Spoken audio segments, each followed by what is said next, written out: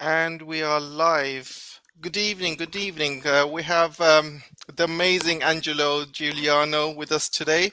How was your Christmas? Hi AJ, all good, all good. I'm back to Switzerland, so it's good to be with family, and I'll be going back to Hong Kong next month. Excellent, excellent. So glad you're having a great year. And you're back in Switzerland at the moment. How's your family and everyone doing? Everything is well here. It's actually surprisingly well. Family is doing well. The economy is actually it's a bit different from the EU. Actually, Switzerland is kind of an island, a bit Yeah, independent. So there's not there's a bit of correlation with the EU, but the currency is strong and inflation is not as high as what you have in the EU. So we're glad we're not part of the EU. yeah, yeah. The kleptocracy of the EU. We still have some kind of democracy still. One of the very few countries in the collective West which can decide. We have the right to vote. Actually, we can reverse. The people that we elect, we can get them out of power. Because we have referendum rights. So there's a check and balance, and so it's surprisingly things are going still pretty well, I would say, in Switzerland. Excellent. That's really good to hear. Um, I am aware we have a live stream going on with Gonzalo Lira. We were deciding whether to go ahead or not, but I thought we thought we might as well just go ahead. One way to find out who the loyal fans are, I guess. But thanks everyone for joining. Really appreciate you guys being here. I'm sure each and every one of you are having a great holidays, and I really wish you a happy new year as well. And a lot of stuff has been happening, obviously, around the world. I put a notepad of all of the talking points we're going to be talking about today. And today, there's been a presidential decree that Russia will ban oil sales to countries using the oil price cap, and that's going to be starting from February 1st, I believe. We're also going to be talking a bit more about some de-dollarization that's going on around the world. And also, I've read reports today that the foreign exchange in Russia is basically trading in yuan more than the dollar itself. And the dollar is pretty much sometimes the yuan is trading more than the dollar.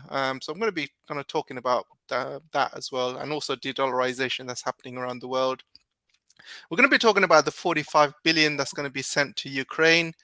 And as you know, there's a lot of storms and blizzards, and there's a massive storm going on in US, and nobody's really talking about all of these homeless people that are living in tents and things like that. And when people are saying people are dying and people are killed, I don't even know if they're counting the homeless, to be honest. And I'm going to talk to you about that, Angelo. So I think these homeless guys are probably not registered. The border's open, obviously. The southern border is open, so you don't know who's coming into USA. You don't know who's homeless, who's not. A lot of people are probably not even registered. So we'll talk a bit about that. We're going to be talking about the 10 billion that's going to be going to Taiwan as security assistance and weapons procurement. We're going to talk about the big story that's happening around Serbia and Kosovo. There's obviously troops and equipment being massed in the borders, so something might happen there. We're going to be talking about the previous Kosovan leader, Taci, who used to be a friend of Bush, and now he's been done for war crimes.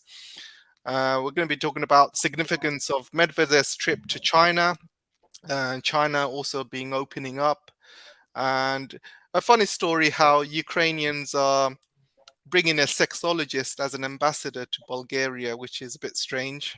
We'll talk a little bit about that, and also we'll finish off with Qatargate. So a lot of talking points here, Angelo. We don't know if we're going to cover everything, but we'll give it our best shot. We've got around 39 loyal people who's joined us, and I'm sure that will grow as we go along. Thanks everyone for joining, by the way. And yeah, so let's start. So first of all, Russia bans oil sales to countries using the oil price cap. So this has officially, there's been a degree started today, and also I wanted to kind of, this starts around February the 1st, and already we are seeing oil prices going up, and this has been going up over the last few days. China is opening up, so that's going to also help drive the oil prices further up. So, what do you think about the? Um, what do you think that will happen to the oil prices and also the economies around the world because of this? Well, I think there's going to be a big impact. Just the single fact that China is opening up, the industrial output is going to grow. It's just China is just back on business. Just think about the amount of Chinese that are going to travel all around the world. You have lots of airlines that are actually reinstating routes, because Chinese were not going out and nobody was going to China. So, there's a correlation between, uh, economic output and energy. Just I like to say that GDP in reality is energy transformed. And you add up a bit of labor, and that's what GDP is. So this is why you have some utopists, the green sect, that thinks that we can have an economy without energy. It's not feasible. So what I'm expecting is, maybe, rising prices, and this price cap is just, it's just something ridiculous. It's not the first time that you have people running the EU that actually are not very rational when it comes to that. Who's demanding, who needs badly uh, this oil is the EU. And actually, the EU is still buying Russian gas. But the only thing is that it might not buy directly from Russia. They're buying through intermediaries, and Yep. and they end up buying more expensive gas. I mean, it's just it's just gas and oil. That's just a bit ridiculous here. So I don't pay much attention here. I think it's just posturing. What I think on the next point is the de-dollarization. I think this is much more important element. Why do we have the de-dollarization? I think one point is what the US did and the EU did was to seize assets of Russian assets, and that just that worries a lot of countries. If you look at the behavior of Saudi Arabia and Japan and China in the last 3 months, they've been dumping US dollar assets they have in Yep. their reserves. So that's a very bad sign. It's not only the non-aligned world. It's also U.S. allies that are doing that, because right now, everybody is very, very worried. It's just in reality, it's almost like the U.S. and EU declaring default. When you are not respecting your engagement, and you are seizing assets like this, that's it's really bad for credibility. So what countries are doing are just hedging their bets. If you have reserve currencies, you'd better hedge your bets. And additional to that, I think what is interesting here is that the ruble is offering a different alternative, which is a currency which is backed by commodities. Yep. Now, we might expect also the gold to take a predominant role, keeping in mind that Russia and China have been amassing huge amount of gold. And I think it's probably because this was planned a long time ago. I don't think this was, they waited for the Ukraine a confrontation to start setting up this new multipolar world. Yep. And within this agenda of creating this multipolar world, the currency is a big element. Because in reality, when you have the dollar hegemony, it gives what the goal used to say was an exorbitant privilege. And I don't know if you remember, but back during the Gaulle in France, de Gaulle actually had huge confrontation with the US. at some point, because back then the dollar and gold were pegged, so Yep. it was not. You had a certain quantity of gold for dollar, and what de Gaulle was doing, because France back then had the dollar trade surplus with the US, he wanted not to keep the dollars. He wanted to have gold in exchange of dollars. So he would send ships of gold to the US.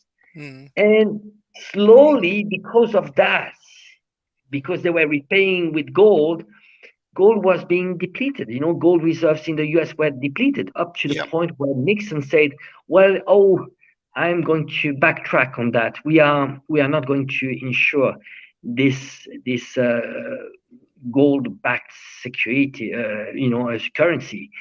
And so since then, you have a country like the U.S., which could, in theoretically, print unlimited amount of currency, Yep. because it's a global currency. If you're not a global currency and you print too much currency, what happens is that you have hyperinflation. But because it's a global currency, they don't have the impact they should have. And who's paying the price is the rest of the world. Yeah, We of are paying course. for the high standard of living, American standard of living, because in reality they have the U.S. has a U.S. dollar trade deficit, and and so you have many countries around the world that hold those U.S. dollar assets, but in reality it's U.S. debt that is actually not meant to be repaid, because they roll over.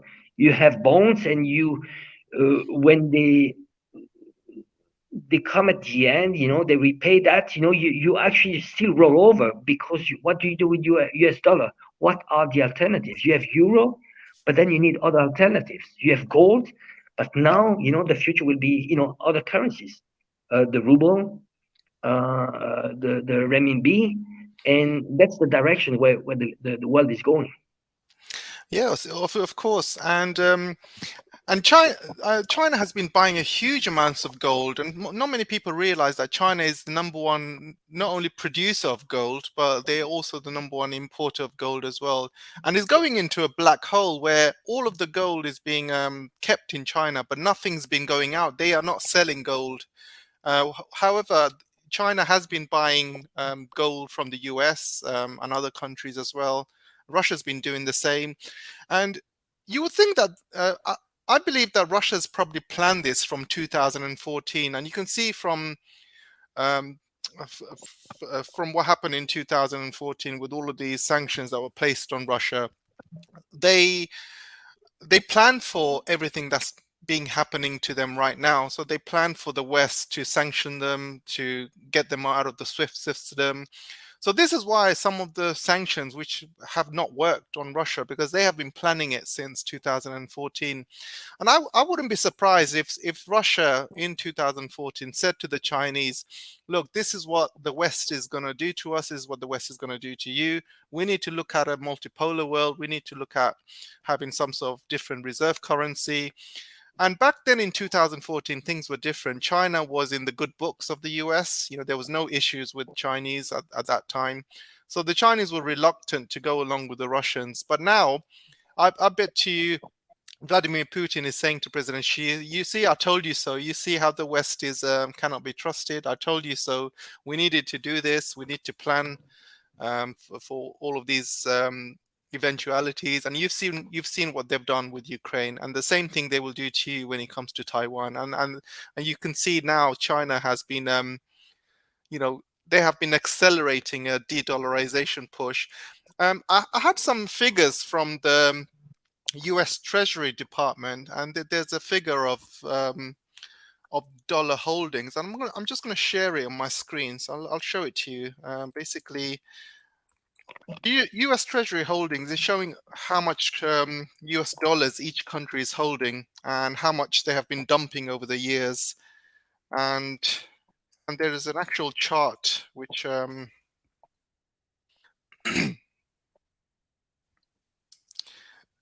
yeah, here it is. So I'm just going to share this screen. Oops. Share.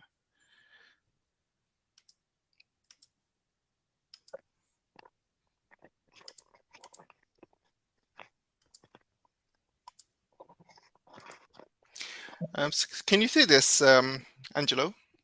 I'm afraid I have a little problem with my phone. I Oh, hope okay. it's not Okay. gonna So, it's not so gonna yeah, drop.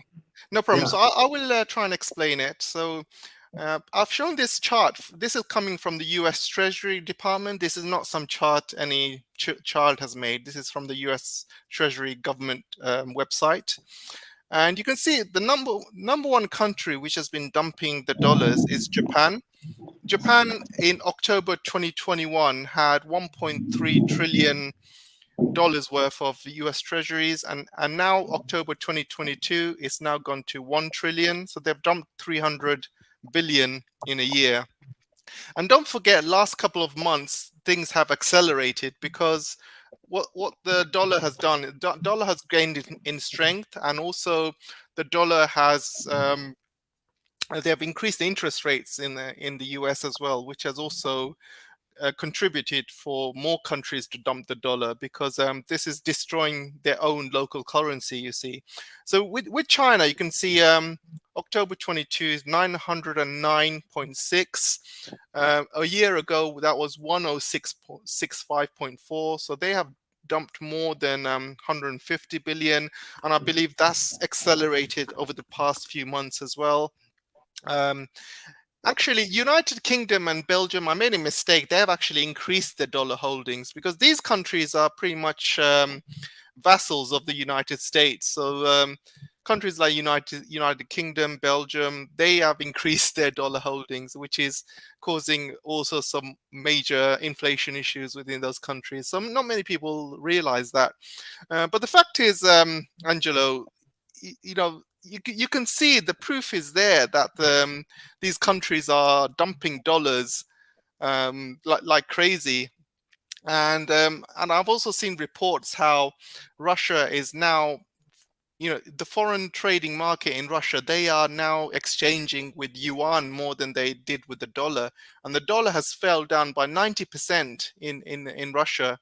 And Russia is a huge market, and if Russia decides to de-dollarize in Russia and take in the Chinese yuan, can you imagine the boost to the economy of not just the ruble but to the Chinese yuan that would be? I mean, there is this is a huge own goal in a biblical sense, and the fact that they have completely de-dollarized in Russia, and Russia is a major oil producer and major gas producer of the world, and that is a major own goal. Well, what's your thoughts, Angelo? Well, I think the benefit. I mean,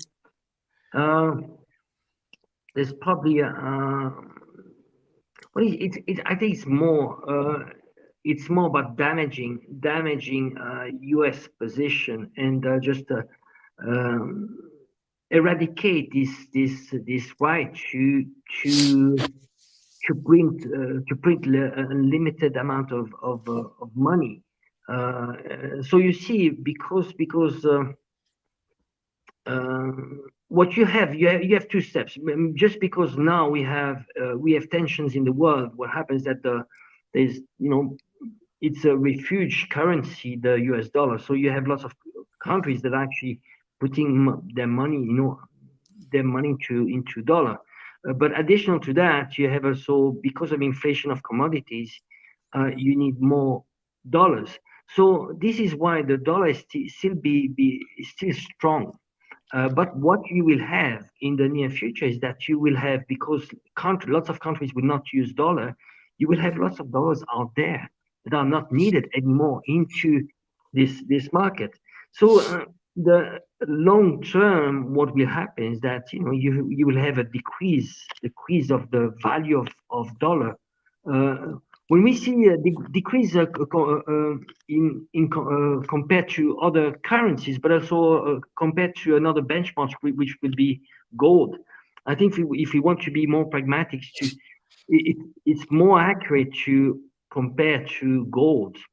And in reality, you can see either the dollar going down. It's a perception. It depends. You can see dollar going down or the gold going up. But in reality, I see more the opposite. You see my point? Yeah, Uh, it's just how we perceive that. Uh, because it's a finite. The gold quantities are more fixed than the dollar. The dollar you can print as much as you want. So it's in terms of benchmark, it's probably more accurate to look at the differences compared to gold rather than compared to dollar. yeah, that's correct. I look at the markets daily, and you can see the gold prices are starting to go up, and silver prices are starting to go up as well. Oil prices are starting to go up. I do not think this dollar hegemony is going to last too long. 2023, more countries are going to be dumping the dollars, and like you said, all of these dollars, they have to end up somewhere, right? And they'll all go eventually end up back in the United States, and what that will cause is hyperinflation, because Exactly. don't forget, the United States has been printing money not just for United States but for the whole world. They have been they know that the world needs the dollar to buy goods, commodities, oil, gas. So what a lot of countries do, they keep the dollar in their central banks. So because they need to buy oil, they need to buy gas, and they have been printing money for the rest of the world to use. It wasn't just for United States. So imagine all of these dollars start streaming it back into the United States, because all of these world countries do not require the dollar anymore.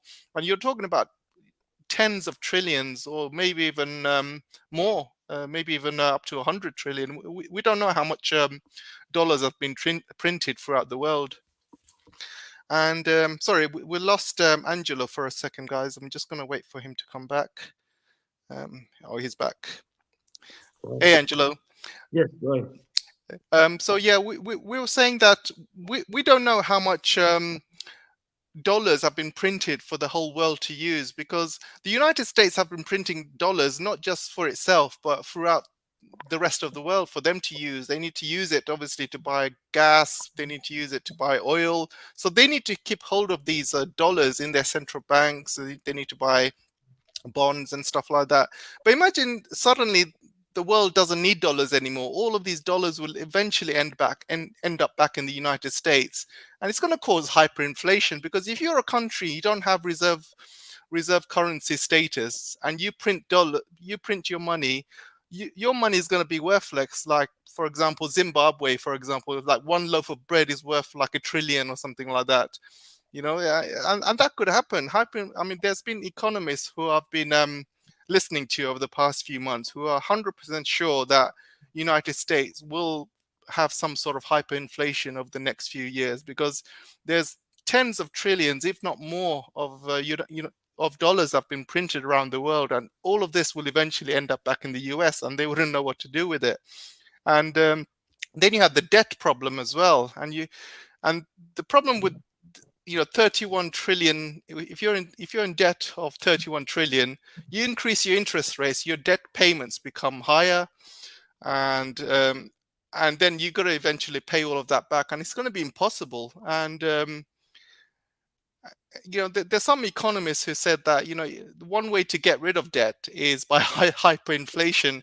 But the problem is, if you get rid of debt using hyperinflation, you basically destroy your own economy. I mean, if it gets to the stage where one loaf of bread is like $1 million, then you're gonna have riots in the streets. This is not the way a country should run its financial system. Yeah, but Um, I think but just think about also countries that actually borrowed US dollar. That could be interesting. If the dollar was to lose its value, actually they would be able just to repay that debt more easily. I mean, just you have both sides. You have countries holding US dollar would be losing a lot because the value of the intrinsic value of the US dollar would go down, and so their holding, they'd be panicking because their holding would just go down. But on the other side, it would be a good operation for, especially for the global south countries that hold that have debts to the IMF, to the US, to the World Bank, and that could be a good operation for them. So, but ultimately, I think would be a very bad operation for the US for its economy, and that's a crash. I mean, just it's not. There's only so much you can sustain when it comes to inflation. Sure. So when do you think all of this will happen? I mean, I'm reading lots of economists on YouTube, and also reading a lot of articles and stuff like that. I'm hearing that the stock market would likely crash by next year, even by 2023. We're going to have a bigger crash than 2008. 2008 was going to be nothing compared to what we're about to get, because during 2008 things were never as bad as this. We didn't have so much debt, for example. We didn't have such a huge inflation problem. We didn't have such a huge supply chain problem. There's going to be some major problems in 2023. And right now, the United States has been inflating the dollar using obviously using higher interest rates. But that they can't keep increasing interest rates, because if they keep increasing it, the problem is all of these companies who have been used to borrowing money using 0% or a very small percentage of money over the past 10 years or so suddenly have to pay back hundreds of thousands of dollars because the interest rates have gone up.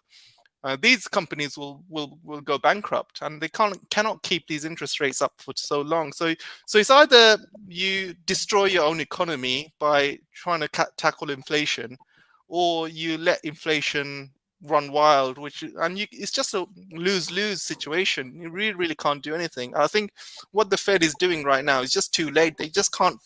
There's nothing they can do. I mean, you either go one way or the other way. Both are just as bad as each other. What do you think? Yeah, well, in reality, what we had, even now, you might say that we have high interest rates, but in reality, if you look at the theory of interest rates you should have the risk. Yeah, I mean, it's the first is it's the three parts. There's the one is the cost of borrowing. So Mm, there's a cost of borrowing. That's what we call risk-free rates. Then additional to that, you have the risk of to who you lend the money. In addition to that, you have inflation. So that's how you compose the interest rate. Because we have 0% of interest rates with the 5-10% of inflation, in reality, we were running with negative interest rates, and that's not sustainable. So the US right now, even at if it goes to 4 or 5%, we are still at negative interest rates, and it's not sustainable. It's just mm. it doesn't work. That's not how it works. And that's unique in probably in world history. That's the first time that we've been, that the countries have been running at negative interest rates. It's absolutely, you don't even have books that actually tells you about this, because it's been unseen in economics history. Yeah, that's right. And another thing, Angelo, when the Fed suddenly assume that the increase in the interest rates will tackle inflation, they really do not know what's happening around the world. I mean, already you are seeing oil prices rising, and obviously China has been closed for the past, let's just say 6 months or so. But now, with COVID being relaxed in China, I can slowly see, people are starting to book flights in China. I can see factories starting to open up now fully, and a lot of the visa restrictions have been over in China, so I can see a lot of people traveling into China as well. So things are going to be really going up in China, and I know they are battling some COVID infections and stuff, but that's just going to be temporary. I mean, this is you, you, you know it really isn't as bad as what the Western media like to point out. China is not a country that's going to suddenly open up if they thought there was going to be a big risk to the country. They have been doing things in stages over the past few months, and they are not going to allow their citizens to die, for example. Everything they're doing it in a stage-by-stage approach. And the fact is they are opening up, and the West is absolutely scared. They're scared because the oil prices are going to start shooting up. And what happens when the oil prices start shooting up? The cost of goods starts shooting up because you have to transport those goods around the world. You have to transport raw materials. The supply chains, there's going to be a huge amounts of increase in costs in that. And that's going to bring up inflation even more. And this is why the West is absolutely scared of what's happening.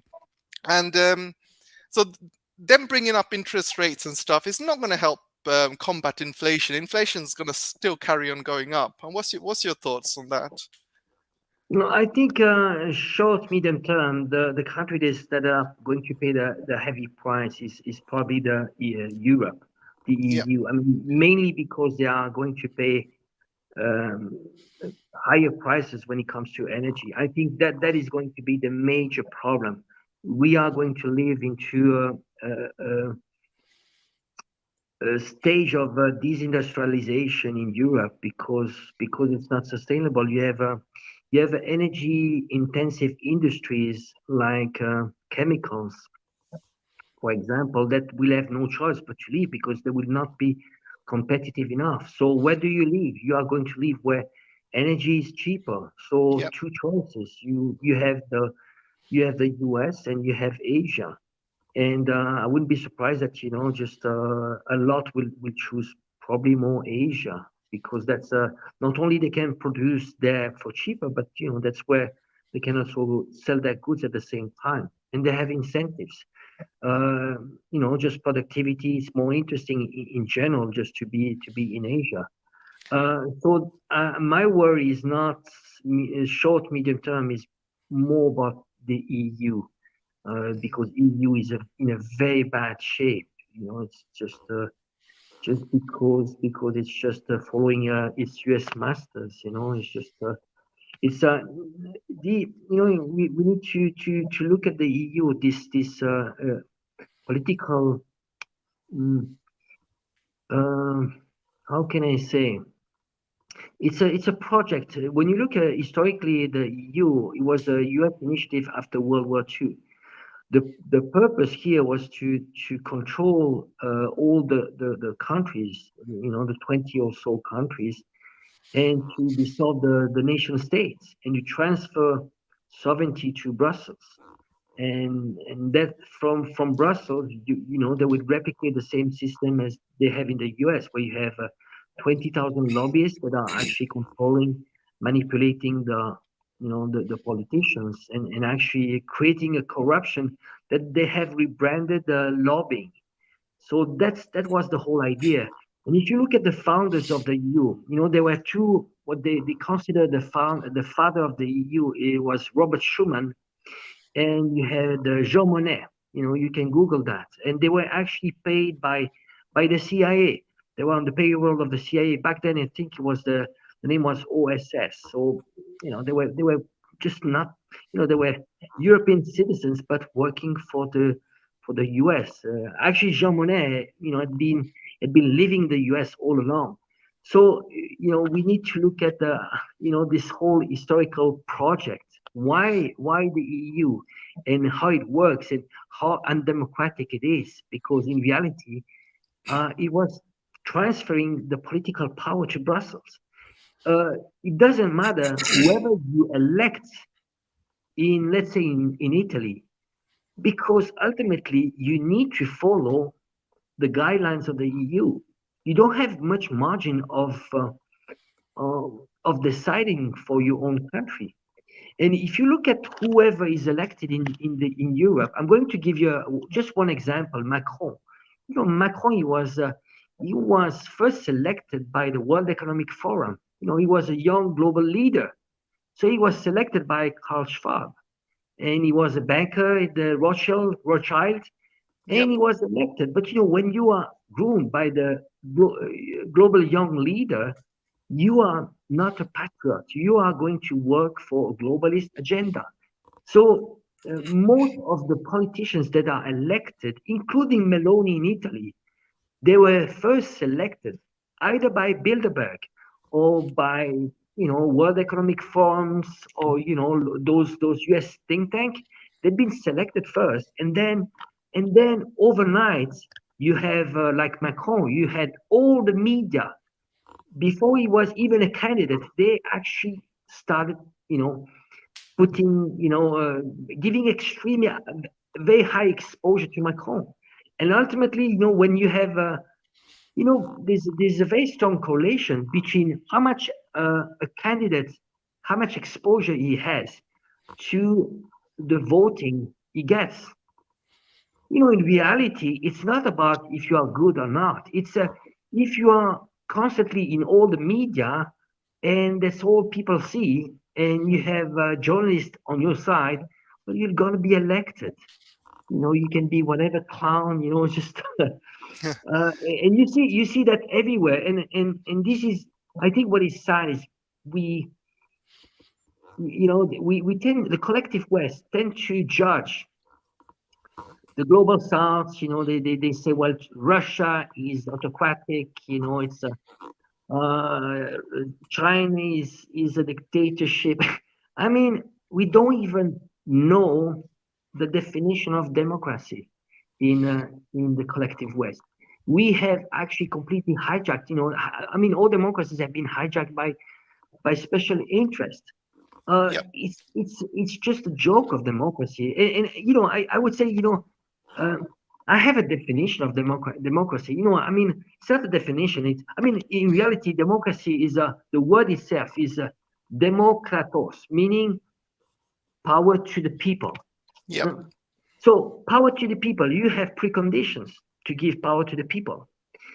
I would say the first one is sovereignty, because democracy is a process of self-determination. So, just French people should decide for France, not no one else. So you need to be a sovereign state. Yep. Then rules of the game. This is extremely important. Rules of the game. Whoever writes the rules of the game controls the game. We can play any games you want, AJ. If I write the rules of the game, you can be sure I will win against Yep. you, whatever, Of it doesn't course. matter. Yeah. So in reality, the rules of the games that we have in Europe, they were played by the elite. They were written by the elite, so they could control. They could keep control over us. In the case of some European countries like Italy and Germany, well, it was the Allies, the Allies after World War II. It was the US that actually imposed our constitution. So you see, when I say the rule of the game is the foundation, I'm talking about the constitutions. So, and then additional to that, you shouldn't have money to politics.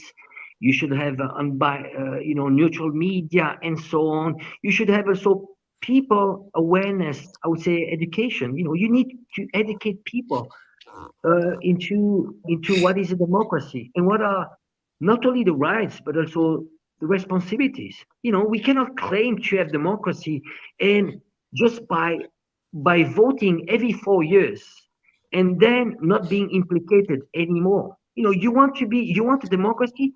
Well, why don't you participate in democracy? Meaning, you don't only elect people, but you vote also for laws.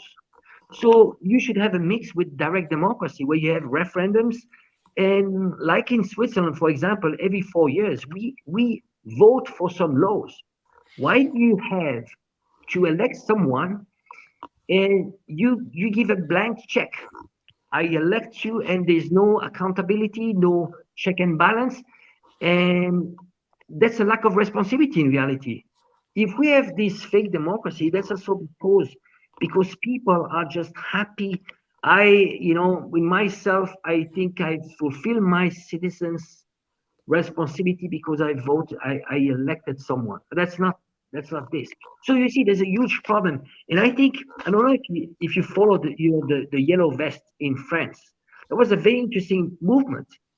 What was the main claims was that they would actually the yellow vest would initiate a movement to rewrite the rules of the game, having they call it RIC, which is a referendum system. That's what they wanted.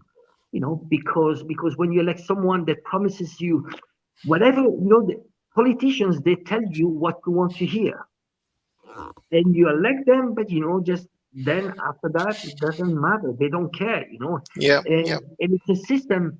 It's a vicious circle of electing and regretting. So you see, my frustration is that they are trying to point the finger at other countries when they don't even have a real democracy. I mean, what define it? And in many ways, from my experience, China is way more democratic. China is based on results. There's a tacit contract between the population and the government, and they don't need to have these beauty contests like you have in the West. But what the people are expecting is that there's a plan, 5 years plan, and they keep their words and they bring results. That's all they're asking. And the CPC has been consistent for 40 years. They've been bringing prosperity. I mean, tangible results.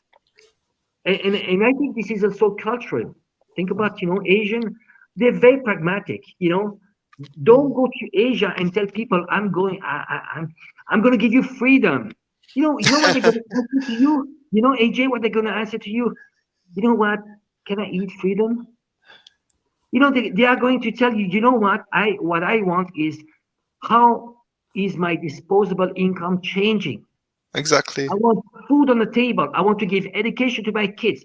I want healthcare, longevity. I mean, basic human right. I need a roof. That's what I want. Ownership. How many Chinese have ownership of their own home? I mean, that's fundamental stuff. You know what they're doing in the West? They're putting people into boxes, divide and conquer, divide and control. Yep, yep. They're putting us into boxes, and they're giving people labels. And this is why I'm against labels. You define a socialist. Okay, he's a socialist, and then you put one person into a box. In reality, you know what? We are everybody is similar. You can be for the left or the right. And you know what you want? You want a better life. You want, tangible results. All of them. It doesn't matter if you are,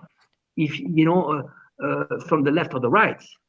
But then, they come up with dividing people, into, societal with societal problems, which actually you don't care. I mean, Yeah, LGBT and so on. I mean, it's identity BS. I mean, yeah, who, yeah. who cares about what happened in your bedroom? It doesn't make it an identity either. Yeah, you're 100% right, Angelo. And when you go into social media, for example, in the West, a lot of these young kids are now putting in lots of things like him and her pronouns I'm talking about, and they are identifying themselves and putting themselves into boxes based on their pronouns. So sometimes you get people with her, then you get him, her, or him. I still don't understand it to this day. I still don't understand how these proverbs work. But again, it's a identity politics, woke agenda focused uh, kind of world that we're living in. And I've noticed that people who do not put these pronouns in their bios, they get victimized by the woke mob or the Twitter mob. Say, why don't you have a pronoun in your bio and stuff? And even in the street, when I go out in the streets and I meet people in parties and stuff, they directly ask me, "What's your pronoun?" I say to them, "I just don't have a clue. I have no idea. No, but I'm a man. What more do you want?" you know how many genders there are. Actually, you can Google. You Google 72 genders. There are Wow. 72 genders. I'm not kidding. Wow. It's but I had this discussion actually during. I mean, with the nephew. And the problem that you discussed that. It's very difficult because there's so much brainwashing at the conscious and subconscious level. I mean, just think about how much influence Netflix has. Yeah. Pornography. I'm going to sound old, but when I was younger, uh, the most pornographic you had was, I mean, you'd see the breast of a woman. I mean, it was Mm. a big thing when we were a kid. Yeah. Now you see that everywhere.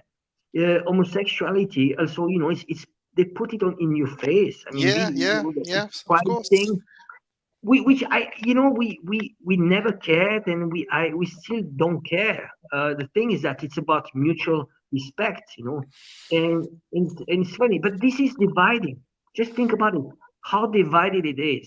The Yeah. politics used to be about class struggle. Yeah. It was a fight between the have and don't have. I mean, really, it was like that. It was like there's wealth. How can we share the wealth? That was the fight, you know. And now you have actually the poor fighting each other when because the elites have created this divide, and that's what I find absurd. I do Mm. not care about those identity thing, but I what I care is about the stupidity of people accepting to be put into boxes, Yeah. socialist, communist, whatever, you know, and uh, entering to those fights identity BS related, because that's how it work. That's how it work. Is the divide Yeah. and control. That's the same as they're using the same. This is when it was colonial era, it was the same. Well, it's the same as they did in Ukraine. They say, oh, they started dividing Ukrainians. It's slow brainwashing. Oh, Yeah. the Russians against native Ukrainian. We are superior. Taiwan the same. They rewrite the books of Taiwanese kids. They say, Yeah. oh, history started in 1949, and you know what? Those Chinese, they are not very civilized. They eat dirty. I mean, that's what they learn at school. When I Yeah. was in Hong Kong, they had the same. They had colonial era books teaching Hong Kong kids Yeah. that they were superior to their brothers, mainland Chinese. Well, you see, politics is the same. Mm. And this is why, if people are listening, and they accept to be put into boxes, they need to be extremely careful. That's that dividing thing. You know, Chinese, you know what they say? They say, look for what unites us and put aside our differences. Well, that's very Asian view. But just think about how much we could achieve to fight our real enemies. Who are real enemies? Just think about it. They are the elites, the globalist elites, Yeah. but not even the rich. I wouldn't fight the people that are millionaire, but I would fight the billionaires. I would fight those big corporations. And if we are where we are right now, in this close to World War III, that's because of those globalist elites, because they have an agenda of destruction. I mean, it's a big agenda, but destruction of nation states, destruction or deconstruction of the individual. You can only fight, for example, Russia if you fight deep Russia. What I mean by deep Russia, you need to destroy nation state, the sense of belonging to a place. You need to destroy the individual too, the morals. You need to destroy the family, the family value. Man, a woman, father, mother, we have kids and we build up a future. You have to destroy religion. So when you look at the collective West, the way they brainwash people is just, you need to spit on religion. I'm not religious, but I know what's the goal behind Mm. destroying religion. It's about this construction very deep of the Yeah. human being. And so Yeah. what they want for us is to become consumer, because that's how they see us. They don't even see us as human beings. They see us as consumer. And you Yeah. see, when you look at Canada, they are legal. They have legalized euthanasia, and I think I've seen a figure like 40,000 people died of because of euthanasia. You don't need to be even sick. You don't need Mm. to be dying. Before, euthanasia was something that was kind of accepted because you were dying, you were in pain.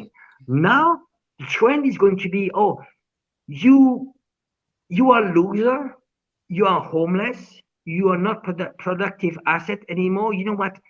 We might give you, even some money, just for you to die. We're going to Yep. give you $1,000. You can enjoy a few meals and you are going to die because you are unproductive assets. That is the direction we are going to. Mm. And all right, sorry, I'm just, No, but no, no, I you're think 100% right. Yeah, 100% right. it's the root. If it's the root of all problems. Mm. If you look at really the geopolitics, I think one thing just to look at countries, China, Taiwan, Russia, Ukraine.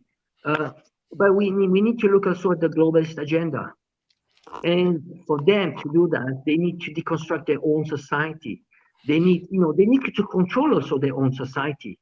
So you see, it's how you control, how you operate in your own country and what you want to replicate for the world.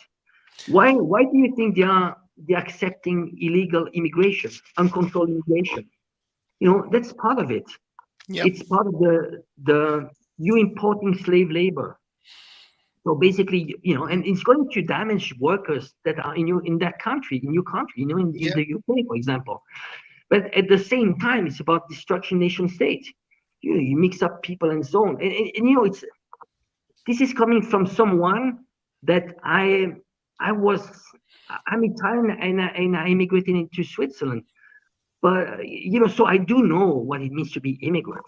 But I do know what it means exploitation of people.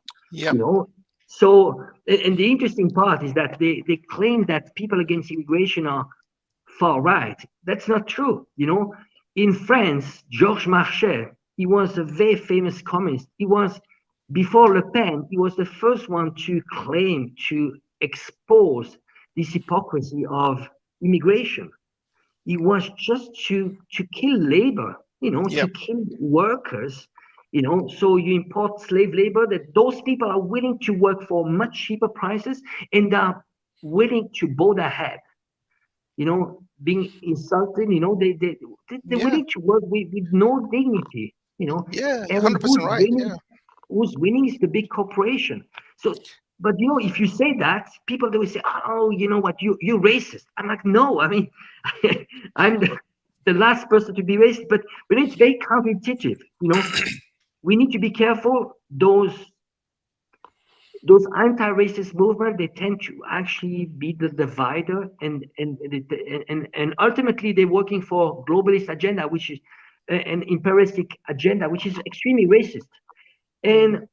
And those movements related to identity politics, LGTB and so on, they are not unifier. On the contrary, they are dividing people.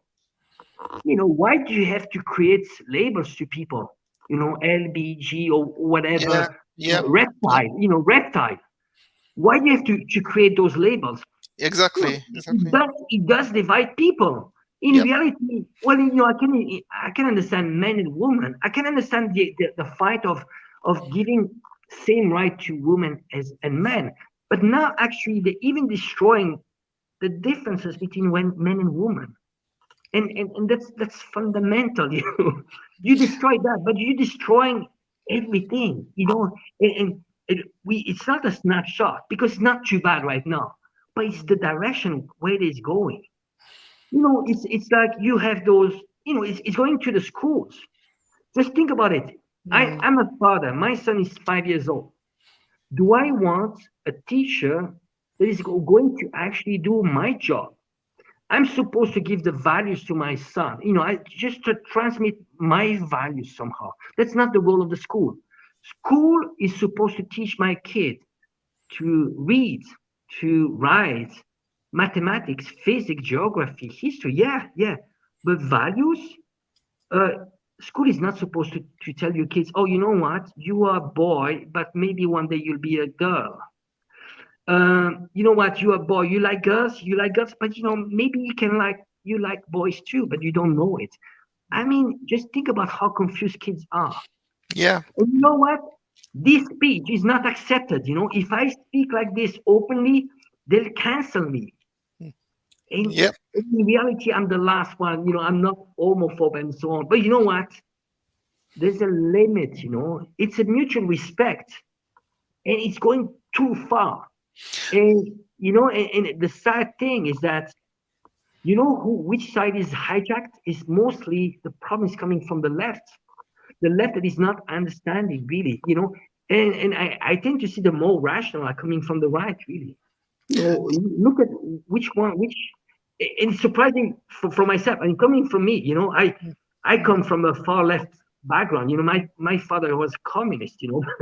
But if my father was alive, he would be voting for Le Pen in France. I mean, Yep. really, because and in reality, when you look at French politics, all the communists that left the Communist Party, they all went to Marine Le Pen. Yep, yep. So you made a lot of great points there. I'm just going to try and remember all the stuff that you said. Yeah, completely correct about the democracy. I think a great man, I believe his name is Mahubani. You've probably heard of him. He Yes, mentioned that absolutely. we are in fact in a plutocracy where where it's only 1%, um, rather than looking after the needs of the people. We only look after the needs of the top 1%, and that's a plutocracy. Yeah, so 100% right about all of the stuff you mentioned. I was going to also kind of mention something that's kind of trending on Twitter at the moment. There is a show on Netflix called Witcher Blood Origins, and this is the nerd in me talking right now. And the reason I mentioned it because everything you said was 100% correct. Witcher is in fact a game. It started with books, and a lot of kids play the Witcher games, for example. And recently, it's been put onto Netflix, and they recently released this Twitter Blood Origin show on Netflix, and they're they're basically trying to all the showrunners are selling the show as basically a kiss between two men or something like that. So they have put a completely different agenda to it. And this is a game played by thousands and millions of kids around the world. And they are basically putting these virtual signaling stuff on this show, and the show has completely tanked. It's got 8% in Rotten Tomatoes.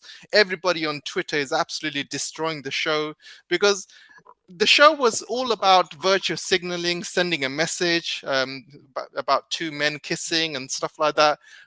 Forget about the storyline, forget about the acting, forget about everything that makes a show great. It's all about virtue signaling.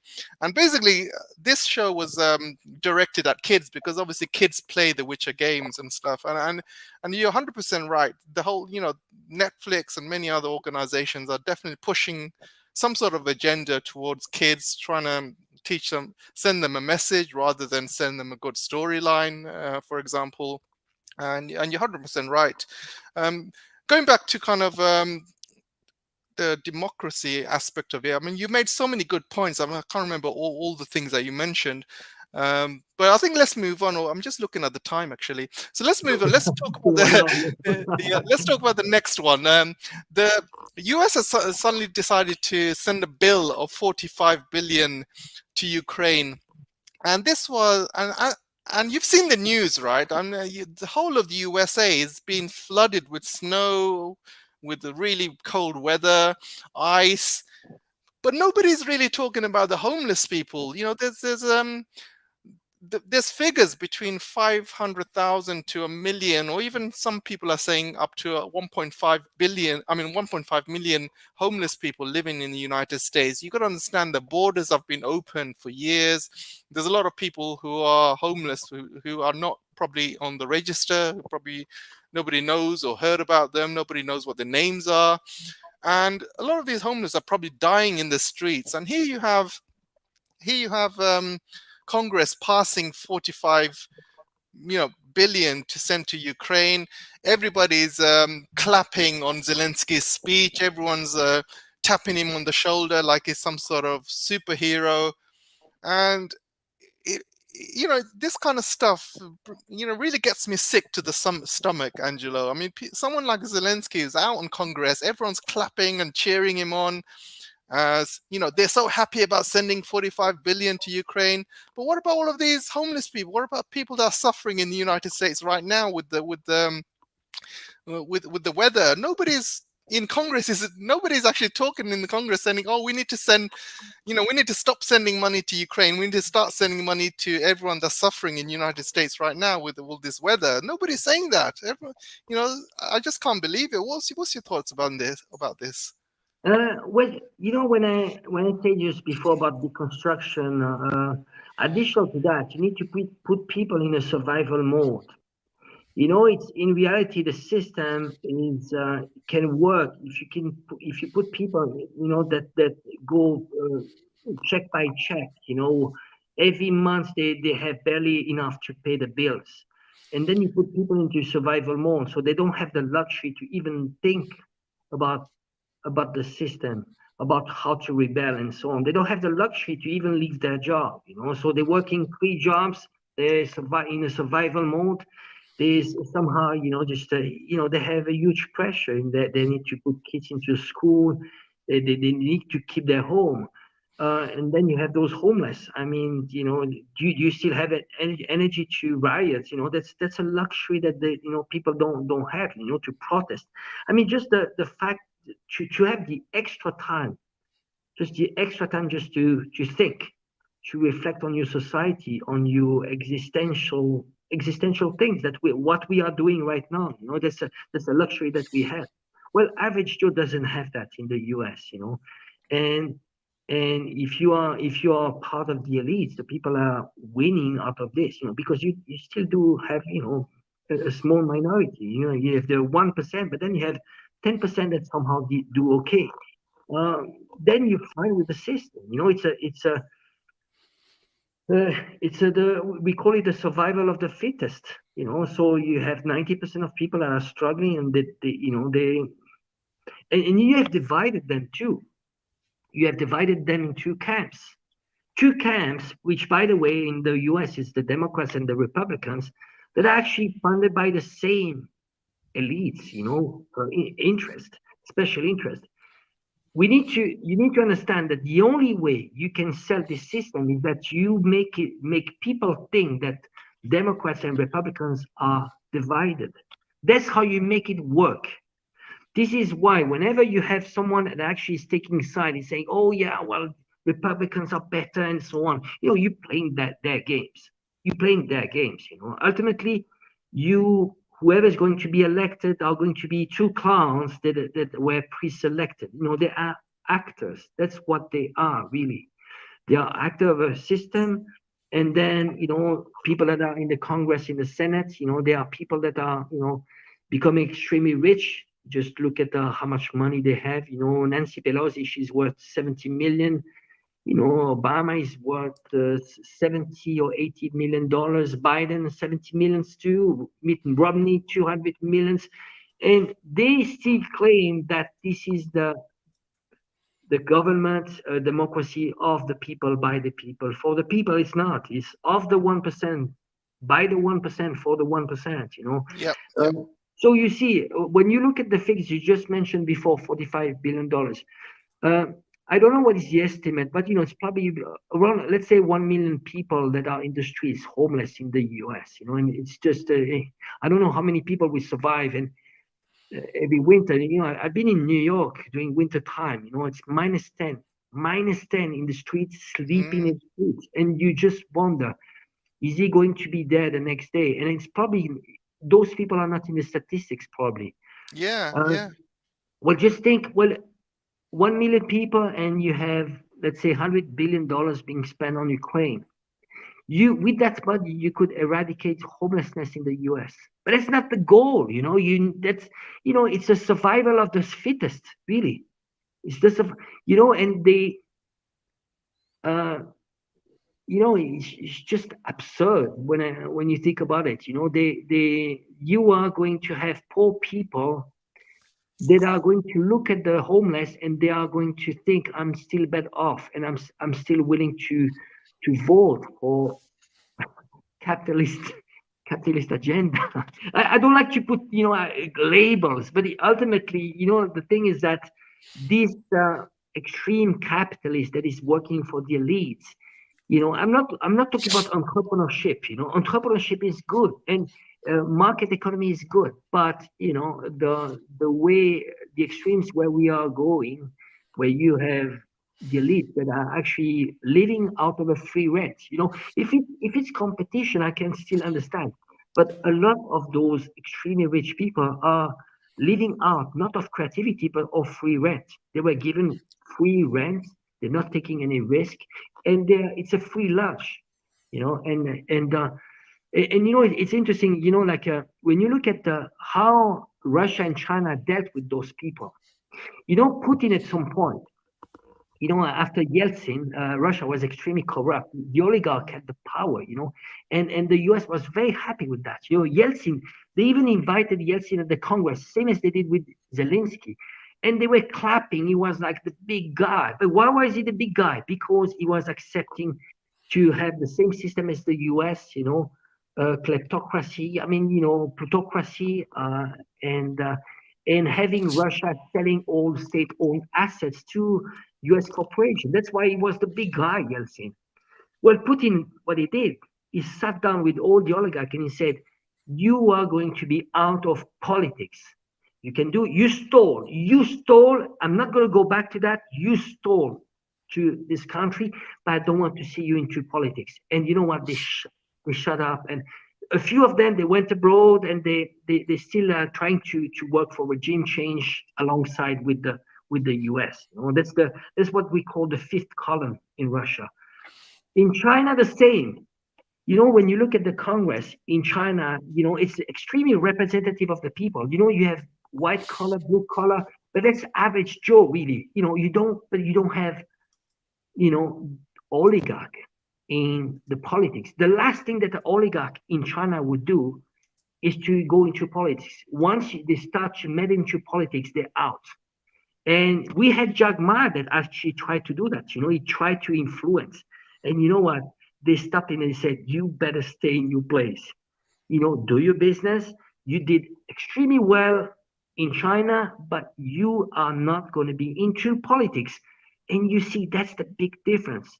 And so ultimately, those systems are not perfect, but they're delivering. People are happy with them, and just look at the, surveys. Howard University survey on China was that it said clearly that 95% of Chinese support the system and the CPC. Compared to 30% of people in the US that actually support the system and the Congress. It's just, those figures, those make Chinese system legitimate, how many support Putin in Russia? It's between 77% to 80%. This is legitimacy. So you have reverse accusation of the collective West saying, oh, you see those dictatorship in Russia and China. That's what we call reverse accusation. In reality, that's exactly the opposite. But the problem is that it's extremely counterintuitive because ultimately they can say, well, you know what? You get to vote. I'm like, well, you get to vote in Russia and China too. But you need to be extremely careful. Democracy is not about, putting a ballot in a box. If you have two candidates that were pre-selected and ultimately it's going to be the same result, what's the point? Really. Yeah. Sadly, people just don't dig more. Of course, they're disappointed that they have two candidates they don't like, and but they need to keep the illusion that they are antagonizing each other. Yeah. They need to have an extreme figure like Trump, but I think somehow, I'm not a fan of Trump, but somehow, he actually tried to shake the system. But if you really are going to shake the system, you are going to die. Just think about JFK. JFK, why was he killed? He was killed. It was an inside job. Really. Yes, of course. They admitted that recently, I think. And they shut down the Twitter files. It was really, they shut down socially sitting presidents. What democracy in the world would shut down a sitting president. Trump, he was not on social media anymore. So, I mean, what do you want to teach the world in terms of value, in terms of anything? But again, the Yep. people in the collective West are driven emotionally, not rationally. It's an emotional society, and they are influenced on the at the subconscious mind. When all you watch, it's those movies that are telling you that we are superior, that we do Mm. things better, that we are going to teach, the black guy, the African. Whenever you watch a movie about Chinese, they're the bad guy, they're the mafia guys. When it's about Russian, it's a mafia guy, or if it's a woman, that's a prostitute. When it's about an African, he's not, he's simple-minded, he's not very well educated. I mean, that's those stereotypes act at the subconscious mind of people, and they assume that they have a mission to make the world to their image. Yep. Yep. And I want to bring you back to what you said earlier about Netflix and stuff. And I want to show you this example. I'm not sure if you can see it, but I'm going to play it for the audience. Basically, this is from Twitter. And basically, a reporter asked the cast 10 reasons why people should watch The Witcher, which is that game show I was talking about. And I want to show you the Right. answer that they gave. I want to show you the answer that they gave. This is absolutely funny.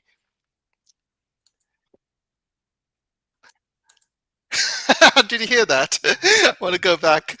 So this is his main reason why people should watch the Twitter. Um, What did you say? listen, did you hear that? What I didn't hear. I Oh, did you? didn't hear. So basically, the reporter asked him, what give me 10 reasons why people should watch the Witcher show, and his main reason was there's two gay men kissing on the show. That was his reason for people to watch the show. So don't forget, the target audience are kids, because kids play this game, right? You got millions and millions of kids playing this game all over the world, and what the kids wanted to have a show which was very true to the game, so they can watch the show on television. However, you know, the whole show has got 8% in Rotten Tomatoes, and it has been absolutely canned because forget the storyline, forget everything else, forget acting, forget special effects. All they were caring about is sending out a message, and you've seen the message that the guy basically admitted. So this goes back to what you said about the virtue signaling, how Netflix is basically having this woke agenda. They're trying to completely change the world with their messaging. And this is why nowadays, I don't know if many people can agree with me, but TV shows and films are all crap. You watch a show on I can't remember the last time I saw a good film on cinema, because everything nowadays is, forget about having a good storyline. Everything now is mainly about virtue signaling, having diversity, having all of these virtue signaling. I think the actual the actual reason why people watch shows and people watch movies, they go to cinema, is because they want to escape reality. They don't want to be looking Mm. at a television or a video or a cinema and be, you know, spoken to like talking about virtue signaling, giving them a message, they're trying to send some sort of message out. They're trying to politicize films. They're trying to politicize shows. And this is what's happening all over the world. And you've seen Marvel films, which are obviously kids watch Marvel films. All of it nowadays is just virtue signaling, all of it, every single Marvel show and film that I've seen. And you'll notice a lot of shows that the kids watch. These are the ones they are pushing this agenda on. Not everything that the young kids watch. And nowadays, there's nothing on television or nothing on cinema which is worth watching anymore. There's nothing where you can sit down and say to yourself, I've watched a really, really good film. I wasn't lectured to. There wasn't no virtual signaling. But however, now, it's almost like every single television studio has one agenda, just to send out a message. And they don't care about storyline. They don't care about, and the writers are all seem to be feminists, all they seem to be, from the trans community, but the Yeah, actual writers who wrote some great films over the years. If you watch films in the 60s and 70s and 80s, there's some great movies that were being produced back in the day. All those writers are gone. They've all been replaced by these virtual signalists. I just can't believe how, especially when you mention Netflix, I can't believe how some of these studios are just selling their soul and trying to send out a message. And it's all sad because I'm a big fan of movies. I'm a big fan of. Um, I've grown up watching a lot of you know you know things over the years, like Star Wars, and I've grown up watching a lot of great films over the years, and which are very close to my childhood. But now everything just seems to be destroyed. Anyway, let's move on to the next one, which is, as part of that bill, 10 billion has gone to Taiwan. yeah, And we were talking earlier how US likes to take things step by step. They're not going to go all out. And you've seen the Ukraine war we have right now. It has yeah. been basically happening since 2014. US has been taking a step-by-step approach. They've been taking small steps, and finally it's led to this war in Ukraine. They seem to be doing the same thing with Taiwan. They seem to be taking a step-by-step approach ever since Trump came into power, and Biden has obviously followed it through with all of his tech wars. Obviously, Nancy Pelosi going to Taiwan as well, and over the years, and also Biden admitting that US will help Taiwan in the event of if there's a fight between in the Taiwanese Strait. So they seem to be taking a step-by-step approach, and every single month they seem to be going closer and closer, pushing this war between China and Taiwan. I mean, what's your thoughts on this? I mean, obviously, a lot of people don't realize that there's still an unfinished civil war between Taiwan and China, and that's still not ended officially. So when US sends weapons to the other side of the civil war, isn't that basically uh, asking for trouble? I mean, obviously it's not going to cause a war because of that. Obviously, there needs to be, like you said, US troops on the ground, and there needs to be much greater um, escalations. But what's your thought on this? I mean, do you see 2023 going in the same way, taking a step-by-step approach and pushing for China and Taiwan into a war? What do you think? I think probably not. I hope not. Maybe not as quick. There's a For the US, there's a window of opportunity, which is up to the election, the next presidential election in 2024. So they have hijacked, in general, Taiwan's democracy, but they are mainly backing the DPP, which is the Democratic Progressive Party of Tsai Ing-wen. And this party is more inclined to declare independence. When you look at the president, Tsai Ing-wen, they had selected her back in 2004 already. She used to have, there are cables of WikiLeaks that show that she was having secret meetings with the AIT, which is the American Institute of Taiwan, which is de facto the US Embassy in Taiwan. And basically, they have groomed her. They have put her image internationally as being the next president already back then. So you see, when you start putting Tsai Ing-wen back 10, 15 years ago into the Time magazine and say, well, this is the new face of democracy of Taiwan. So they had selected her. They groomed her. Additional to that, you had the usual regime change agents. You start putting money into media. You have National Endowment for Democracy, which is very present in Taiwan. National Endowment for Democracy is the rebranded name of the CIA. So additional to that, they have also changed the history books in Taiwan. In 2003, under Chen Shui-bian, which is the mentor of Tsai Ing-wen, they started changing the books. So when you look at when kids, they come out of school now in Taiwan, what they learn from the history is that Taiwanese history started in 1949 when the Kuomintang, which was defeated against the Communist Party, they left to Taiwan under the protection of the US. And for them, for those kids, this is the story of Taiwan. So they have built up this new identity. Well, the same as Ukrainians. What did they do? Since 2004, it started very early, not 2014. Keep in mind that the first color revolution in Ukraine was in 2004, the Orange Color Revolution, and they already started changing the history books then. They were starting to build this new identity, Ukrainian identity, this nationalist, this sense of superiority compared to their brothers, and so now, especially since 2014, they started telling the new history of Ukraine, and the central figure in the history of Ukraine was this neo-Nazi, which is Stepan Bandera. Well, the same. You see, when you want to have a country to shift, to do a color revolution, that's what you do. You need to have a holistic approach between education, media, you buy the politicians, you change the narratives, and then slowly, it's no more democracy, because I just mentioned before, foundation of democracy, it's self-determination. Taiwan is not a democracy. You see, it doesn't have the foundation.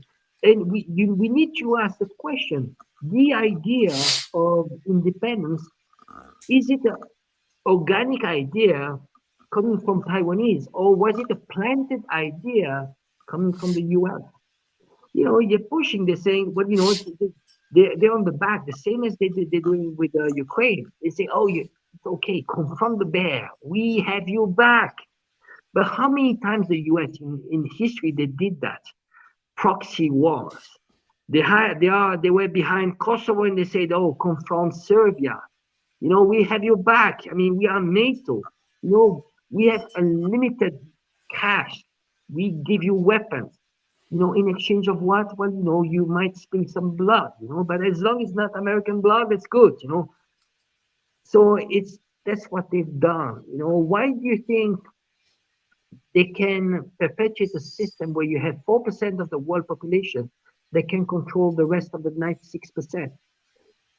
You have the means, the power, the money. What you do, you don't fight the war because you're only 4%. And that 4% is not willing to die. This woke generation in the US, you think they're going to die? They want to die. In Ukraine, they don't. But then you divide it and control, divide it and conquer. That's how it works all the time, all the time.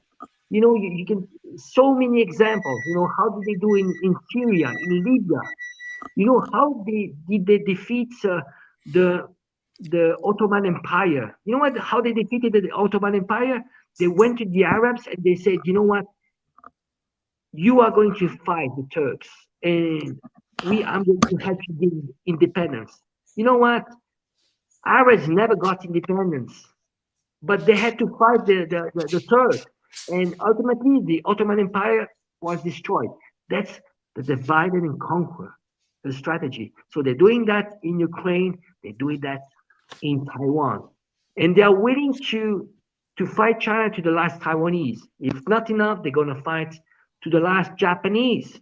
Because you know what? Japanese are in the same situation, Japan, same as what I mentioned before, France and Germany, the US control Japan's democracy. The Japan's constitution was written with the help of the US. And there's an article actually by on the New York Times that says clearly that in the 50s and 60s, I think it's LDP, the party of Shinzo Abe, it was funded by the CIA. I mean, so much for democracy. I mean, and what can we do? I wish I could talk to Japanese and say, wake up, you're not a sovereign state. It's humiliating. Where's your dignity? But the same as me, I'm Italian and Swiss. I feel ashamed, Italy is a joke of democracy. We don't have dignity. We lost World War II. And I'm not going to go back to Mussolini and so on. But you know what? Since then, we have 30,000 troops on our shores. And the same country, the US, has written our own constitution, and they have done so much damage. You know, at some point, Italy was supposed to turn communist. I mean, communists left. I mean, not that it's.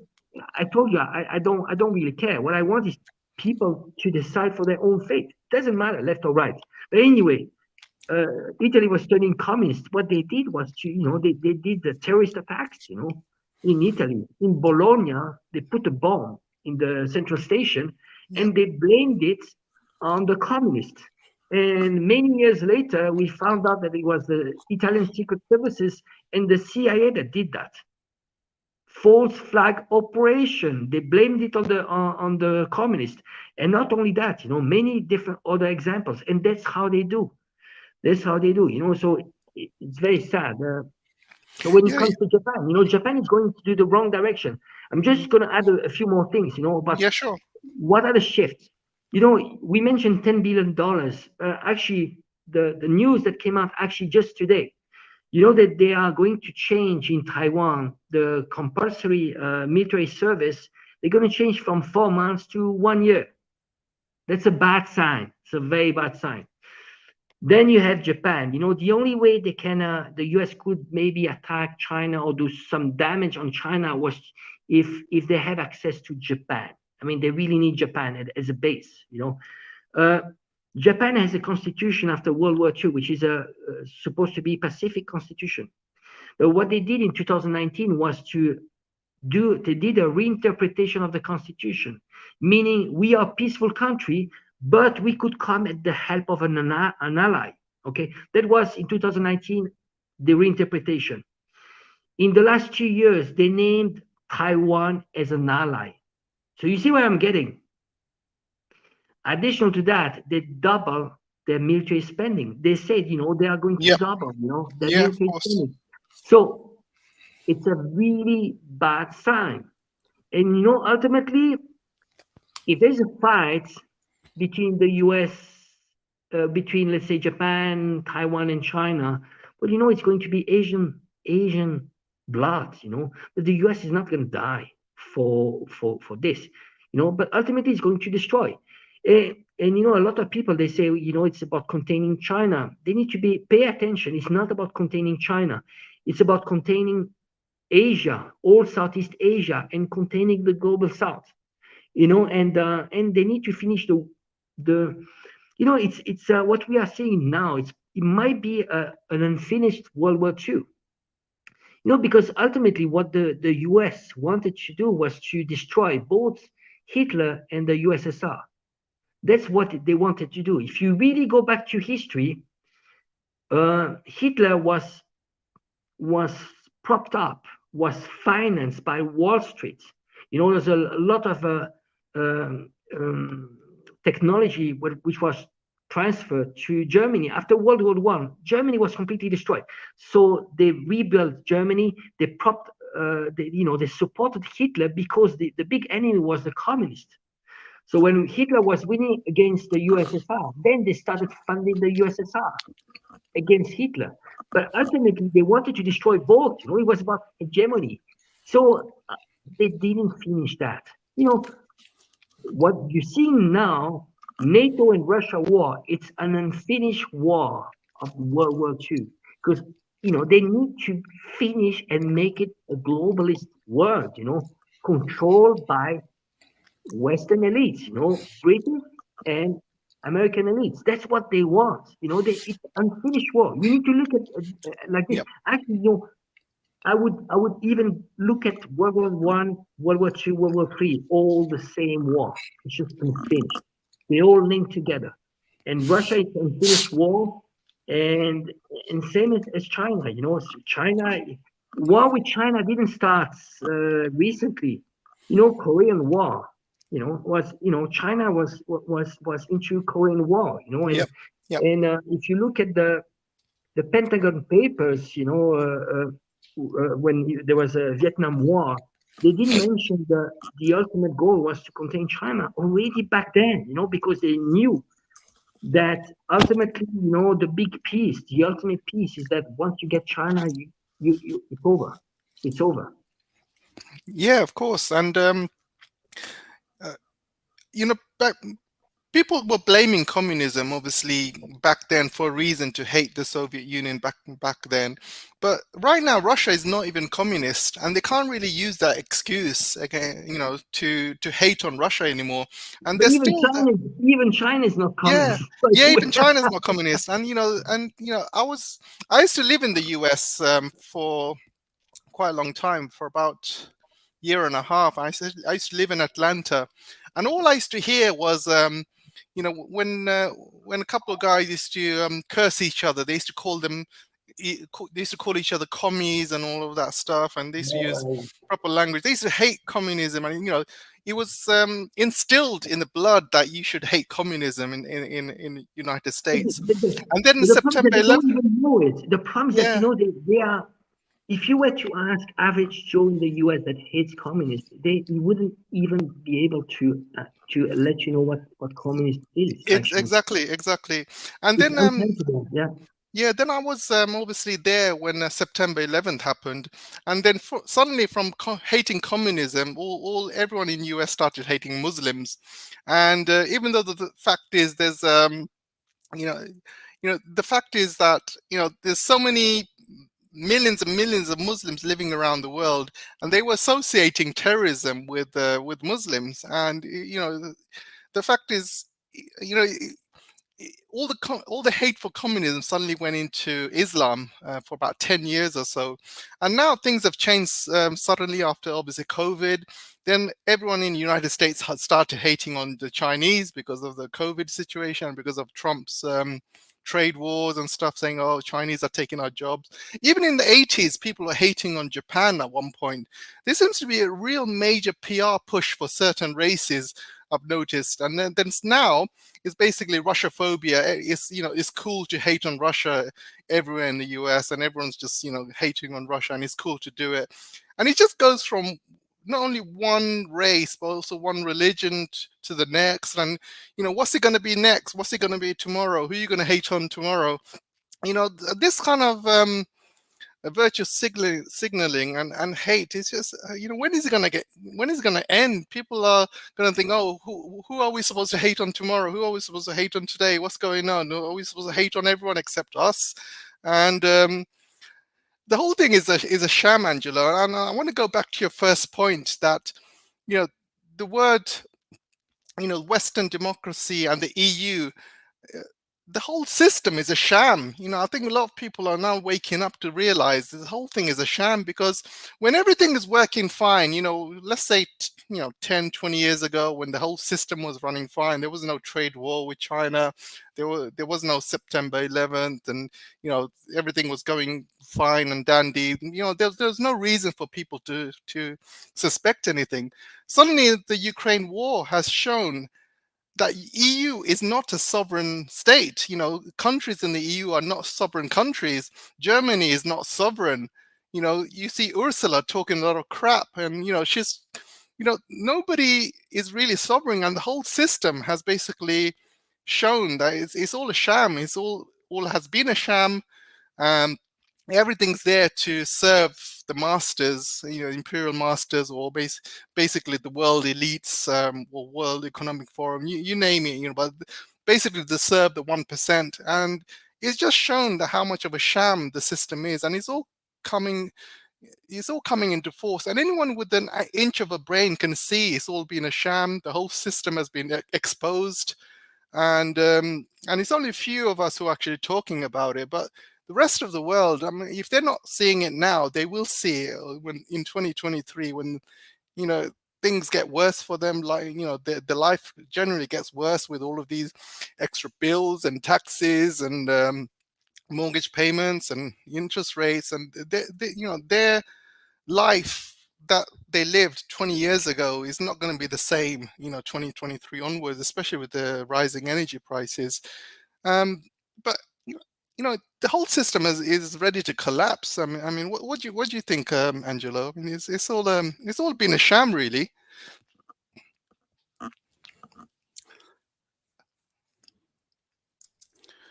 Oh, hi, Angelo.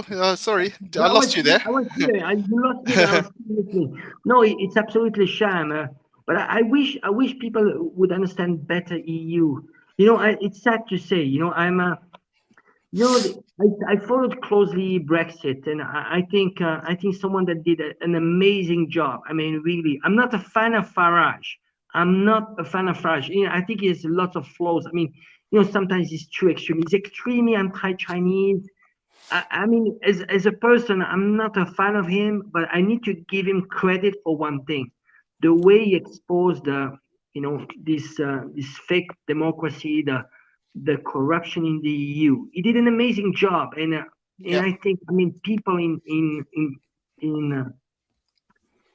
the UK, they need to I mean, to be glad to be out of that system, really, uh, because it's I mean, it's a transfer of sovereignty, and it's just it's just I mean, you look at how much corruption there is. I mean, you follow the Qatar gates, but Yep. that is Yep. the tip of the iceberg.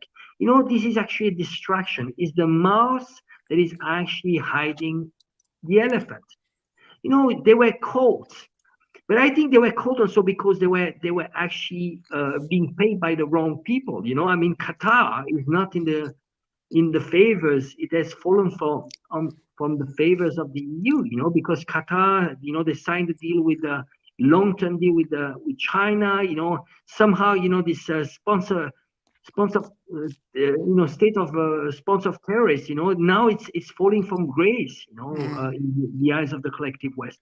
yep. So, and it was very, they found like 1.5 million euro. In in cash. It was very very amateur. In reality, I mean, there are many ways to do, to get money. You have offshore accounts and you don't appear in those offshore companies, and I don't know, it was extremely naive. But I think also they probably thought that they were untouchable. And that's how it works in the EU. It's just it's a big, it's a huge corruption, and there's another scandal which is way way bigger. It's the scandal of von der Leyen. Yep. She bought the COVID vaccines, for 35 billion euro. I mean, that is massive, 35 Mm, billion euro, yep. and she negotiated those vaccines through SMS between her and Pfizer, and she doesn't want to disclose those SMS. I mean, she's untouchable. The interesting part is that she had a similar case when she was a defense minister in Germany. She did also a deal, with the consulting firms. She negotiated through SMS, and she had the same. She was suspected of corruption, and she didn't want to show those SMS. Additional to that, there's also a scandal on her PhD. 50% of her PhD was plagiarized. Yep. 50%. Yep. There's an article on Politico. I'm not even, it's not like a conspiracy fake news. It's on Politico. Mm, So you see, and she ends up as being the most important person in the EU. Can you imagine that? Fake PhD, corruption when she was in Germany, and now she ends up like at the highest level. You know why she is at that position? Because she's compliant. yep. She's corruptible, and she's going to do the job she's supposed to do. Like just make sure that the collective, those big corporations, they can control the EU. And that's how it works. You know, Yeah. You're 100% right. I remember when initially when the war started with Russia and Ukraine, she was complicit in basically putting all of the Europeans together, making sure they all kind of put the sanctions together. She was leading the line when it comes to sanctions. She was leading the line, signing LNG deals with the US. She was, doing press conferences with Biden right beside her, saying we want to have deals with our friends, and signing these really expensive LNG deals, and which are 5 times or 10 times above what they used to pay for Russian gas, for example. So she was destroying all of EU with her posturing and pushing for all of these sanctions, and now she's very quiet. If you notice that, the fact that Russia's economy is not as bad as she initially thought it's going to be. She was saying that Russian economy is going to collapse, blah blah blah. Now Russia's doing fine. Russia's winning the war. A few months ago, she was saying Ukraine was winning the war, and Russia's economy is going to collapse. Russia's ruble is going to be rubble. Um, she was celebrating the fact that she was signing these deals with U.S. companies, and she was celebrating that these are uh, contracts worth 10 times more than they used to pay for Russian gas, and she was celebrating the fact that she was going to pay 10 times more for these LNG gas deals, and you can tell nobody can be that stupid. You either have to be given money and bought out to say those things. Well, nobody can be that stupidly ridiculous. It's almost like, if I have a deal with my neighbor and I don't get along with him, and then I sign another deal with my other neighbor, and I'm paying for the same product 10 times more expensive, is that going to make me stupid, or is that going to? And if I'm celebrating it and if I decide to celebrate it on the internet, saying, "Yeah, I've just signed a deal with my other neighbor, which is 10 times more expensive than the previous guy who's Russian," that's going to make me look stupid. And this is exactly what's happening with Ursula. She was literally celebrating the fact that she's signing all of these expensive deals with U.S. companies. But now I'm just finding it very. It's very weird that she's very quiet all of a sudden. She was at the forefront with all of these sanctions, and she was on doing press conferences every week, talking about Russia, talking about Ukraine. We will stand with Ukraine, blah blah blah. But all of a sudden, she's very quiet, and all of these Qatar Gate incidents are coming out, and all of these other incidents, like you mentioned, are coming out. And she was definitely, sounds to me, she was definitely bought out with all of this stuff that's happening with Russia and Ukraine. What's your thoughts? Well, just think about the attention style of people. They it's about being fooled. You can be fooled once, twice, three times, but it's just this still living the illusion. How many times have we been lied? We've been lied all along. I mean, cheated so much all along.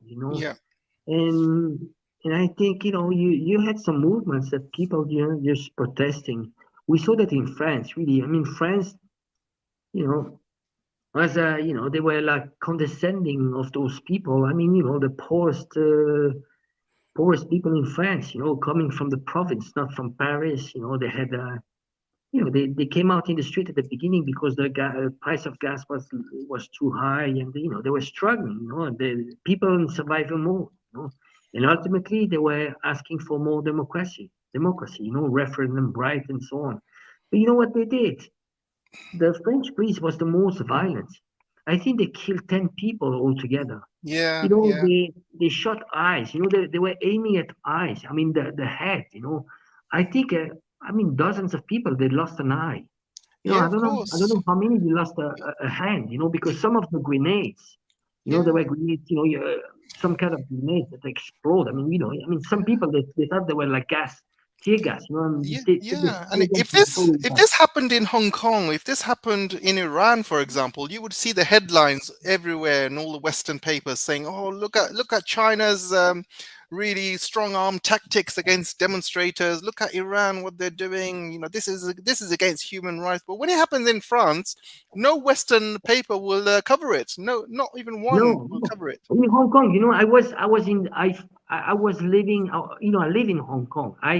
I went, I followed closely the riots. We had 1 year, 12 months of riots every single day, extremely violent, more violent than the French riots.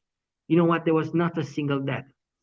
There's one death, but it was actually the protesters that killed someone that was cleaning the streets. The best police. I mean, honestly, that's a very respectable police. But you see, there's a police in Hong Kong and in China the same. They serve you. When they actually, it's not like condescending. Oh, I have the power. And you kind of intimidated. You go to France. You kind of almost scared to talk to a policeman. Because they're not there to serve you. It's an oppressive force. It's a they need to show you. They represent the power, right? Yeah. The elected people, and they need to show they're strong, and the more brutal they are, the less you are going to open your mouth. Why do you think they killed the movement of yellow vests? Because ultimately people, they were they were even cancelled. They went to jail. Some people went to jail. Just look at what they did in Canada. They took away the assets. They took away the money, bank accounts. Uh, Yeah. so you see, and that would be unthinkable in China. You see, just show me a single fact, video where you have a Chinese policeman beating someone. The protest in Hong Kong, it was actually, you had some, like a reaction to the violence of the rioters. But I'm talking about, you know, comparing to what you have in the States. In the States, you have average people that are beaten up by policemen all the time. And Yeah. sometimes it's like, it tends to be like black guys, the Floyd, the Floyd story and so on. Just it's extremely brutal. Yeah. Killing people with no, not harming, no weapons. They're killing them, with guns. In China, you would never see that. If that happened, the policeman goes to jail, and for big time. And if he doesn't go to jail, I tell you, you'd have tens of thousands of people in the street, because that would be unacceptable in China. So Yeah. policemen in China is supposed to serve you. Uh, so it's not and the same collective West are calling China police state. That's hilarious, hilarious. You Exactly. have sometimes average people in China arguing with police, insulting the police. But the police is not going to hit you. There's up to a certain extent. You cannot. They're going to fine you, but you never see the police hitting you Sure. because Sure. because of lack of respect. Exactly. Let's move on. I'm just conscious of the time. So let's move on to Serbia now. And I wanted to kind of get your thoughts on Serbia massing its troops along the Kosovan border. I mean, if there was a war happening between Serbia and Kosovo right now, this is like a major headache, isn't it, for NATO? Because they cannot protect Ukraine and Kosovo at the same time. One of these countries will have to give. What's your thoughts on that? Oh, I missed a little bit, but Oh you. yes, yeah. So I was basically talking about the Serbian troops that were Yeah. bordering on the border with Kosovo. So if there's a conflict that's brewing right now, NATO and United States and the general West, they cannot support Ukraine and Kosovo at the same time, right? One of these countries will have to give. They cannot do it at the same time. They cannot provide weapons and support to Kosovo at the same time as they do in Ukraine because they have none. Absolutely they have zero weapons left. I mean, what's your thoughts on this?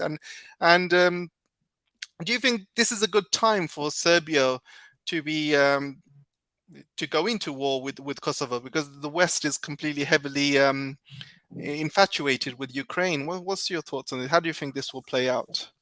Vucic has a responsibility towards Serbs that are living in Kosovo. Politically, it would be impossible for him just to stay put. The same as you had Putin that had to come at the rescue of the Russian in the Donbass. So he would Yeah, have to act. He has no choice. He has no choice because that's his responsibility. Uh, then you said, well, NATO, I'm sure that NATO would have a few $billion to spare, a few weapons. The idea is not to destroy Serbia, but just to create chaos. and maybe to have some kind of involvement of Russia. But I think I just think they are it's just sleepwalking. But again, this that it's all linked. The Kosovo is a U.S. state. It's just a U.S. controlled states. Yeah, yeah, They have I think probably the largest U.S. base in all Europe. yeah, They you know the U.S. actually, Kosovo was a U.S. creation, a German creation too. By the way, Germany was actually a big actor behind the Yugoslavian wars, and then they financed terrorists, they financed the Kosovo Liberation Army, UCK, like, I mean, those guys were thugs, they committed crimes, unbelievable crimes, and they were actually mafia. They hired mafia guys, this new yeah. army. I Uh, mean, the guy Tachi is now on the have been the tried has Hague. been tried for on the Hague on the for war crimes, and this guy was Yeah. walking around with Bush at the time. He was his best friend, and shaking hands, shaking shoulders. I This think guy. I think I don't know if he compared. I think Bush compared him to George. I don't know if it was Lincoln or Washington. I mean, it's just those compliments. They Yeah, it's the same when thing they Zelensky's getting right now. It's not much exactly, difference. exactly. But how many criminals? Just think about how many people the U.S. I mean, people that were criminals that they were they were friends back at some point and then became enemies. Saddam Hussein was backed by the U.S. When he was gassing Iranians, he was backed by the U.S. And then at some point he became the enemy. It's very dangerous. Well, Tachi the same. I mean, somehow he did the dirty work for the U.S. for the collective West, and then now he's at the Hague. You know, Yep. and you have multiple examples like this. So if I was Zelensky, I would be very afraid, scared of that.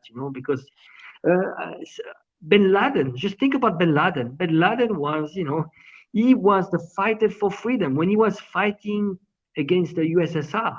Yep. You have some articles. I mean, they were.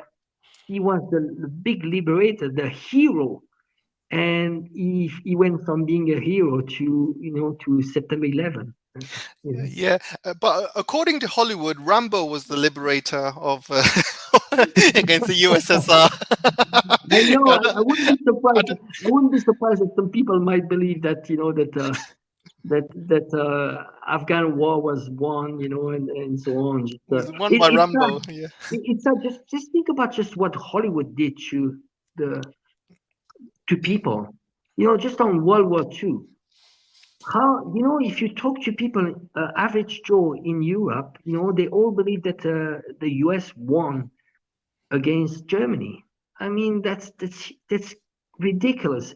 And it's funny how like the same polls in 1945. Most people, 95% of people in Europe, they knew that Germany was defeated by the Soviets. And now because of Hollywood, people are convinced that the US saved Europe from Nazis. yeah, And yes, that is very sad. I mean, people, they learn history through Hollywood. And how do you want to argue with people like this? Really, just you need to do your research. You need to read books, and you need to have alternative. Even books, it's not enough. Especially when it comes to wars. I mean, history very often is not written by historians, it's written by politicians, because you need to have a good narrative, because ultimately, you want to depict. I'm not a fan of Hitler, but the reality is that in World War II, you had two butchers. Two butchers. The Allies were as butcher as the Nazis, but ultimately, the best butcher won. No, but I can tell you lots of crimes, Dresden bombing, where you had in 2 days, in a couple of days, 100,000 civilians were killed. That yeah, Dresden bombing, that single event, we knew it only in the 1980s. but it was concealed to people for a long time. You Yes. had the Forgotten Camps. There's a very good book, The Forgotten Camps, where you had the Allies that took, I think it was hundreds of thousands of prisoners, German prisoners. They were put into camps, uh, open air camps, for months. They would sleep, eat, poop on the same place in open air camps, hundreds of thousands. The name is BAC, the BACQE, Yeah. the writer. The name is the Forgotten Camps. And they found a solution that those camps were the status, they were not protected by the Geneva Conventions because they called them displaced. There was a term for that, the same as they invented a new term for Guantanamo, they had the same for the Germans. And in reality, you had, Germans that died when after the war was over were, astronomous figures. Yeah. No, not to be, I think we need to be objective, not to be I'm not ideology driven, but I like history to be told, to be told. And Sure. so, also, why don't the people don't talk enough about why Hitler came out, and and that was the result of the Versailles Treaty, the unfair treaty, and somehow we were responsible of Hitler coming out, and that Yeah. ideology. It's very Uh, similar to what's happening right now in the world. The world is heavily under debt, and it all started from that World War I, when the world was heavily under debt. There was a huge, massive recession going on throughout the world. There was the Great Depression, Absolutely. and And it was imperialistic war already back then. Already back then.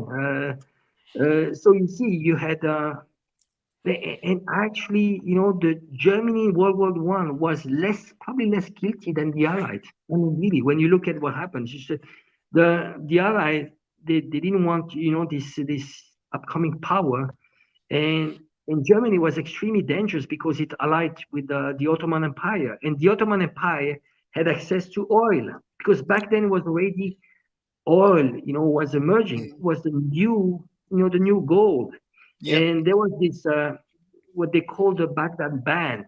Baghdad Band was the railway to Baghdad.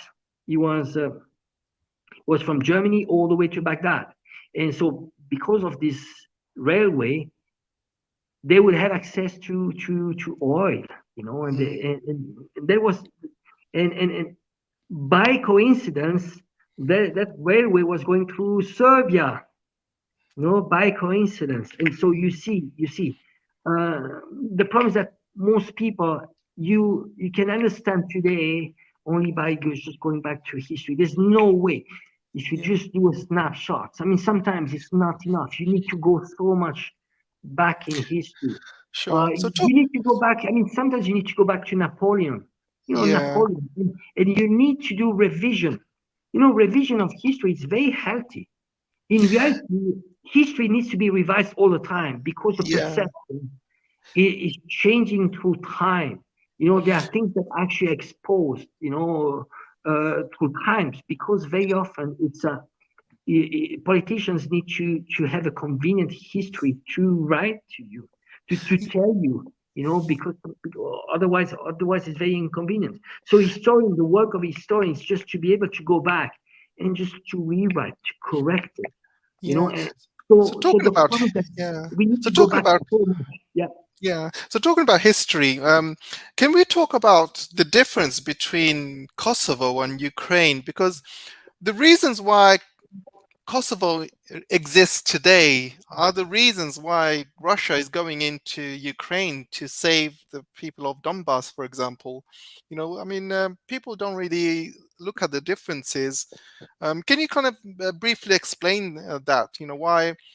Why it's okay for the West to go into Serbia, create Kosovo, and why it's not okay for Russia to go into Ukraine and help the Russians living in Donbass? Why is it okay for one and not the other? Well, I'm not an expert on Kosovo, but what I can say in a few lines. Just I think, well, Kosovo is the heart of Serbia. Historically, a long time ago, it was mainly Serbs. You had Albanians immigrants, that slowly came into Kosovo, and they ended up like being the majority. So what happens that is that now you have minority of Serbians living in Kosovo, and this is the sad thing, is that this is the flaws, the problems of democracy, is that sometimes is the it's the what we call the mob rule. You have a majority that is actually ruling at the expenses of the minority. So and so this is why you need to have mature people that can put into place a constitution, a legal framework that you have minorities that are protected. And right now, you have those Serbian minorities in Kosovo that are not protected. And so one Vucic is in a position where he needs to come at the rescue of his people in Kosovo, and it's very similar to Ukraine. Kiev was, is part of the Russian history. It used, it was, you know, so for a long time it was part of the Russian history, and it was created by the Bolshevik. Ukraine was created by Bolshevik, putting together pieces of land. Some land that actually used to belong to Poland, uh, and then they added up some land from Russia. They gave them Ukraine. Uh, but so ultimately they thought that they could coexist. Those people could coexist. But you had the external power that came in, and they did the divide and conquer, and they antagonized each other. But that was not enough, in the democratic way. There was not enough, because ultimately they managed to vote for people that were not, actually against Russia. I mean, Yanukovych, he was actually playing both sides, but he was neither pro-Russia, neither really all the way to pro-West. uh, and then they needed a coup, and then somehow you have a puppet, and then you start preparing for confrontation with the U.S., with Russia. So it is a bit similar. It's about protecting minorities in both cases. Yeah. Russian minorities in Ukraine and Serbian minorities in Kosovo. So that's the similarity. Yeah, exactly. Thank you for that, Angelo. So let's move on to the final subject. I'm not going to talk much about Ukraine hiring a sexologist as an ambassador to Bulgaria, because that in itself is ridiculous as it sounds, but it's true.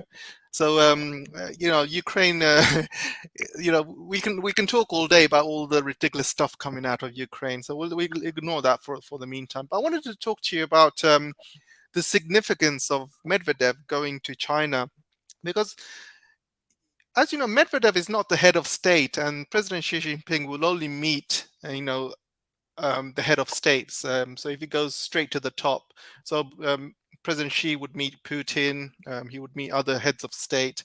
Medvedev would have met somebody like Wang Yi, I believe, and so the fact that there's pictures of Medvedev meeting President Xi and shaking hands, and they've obviously agreed to some certain things, is a huge significance, because there's obviously something brewing behind closed doors. Do you want to kind of elaborate on that? What's your thoughts are on that?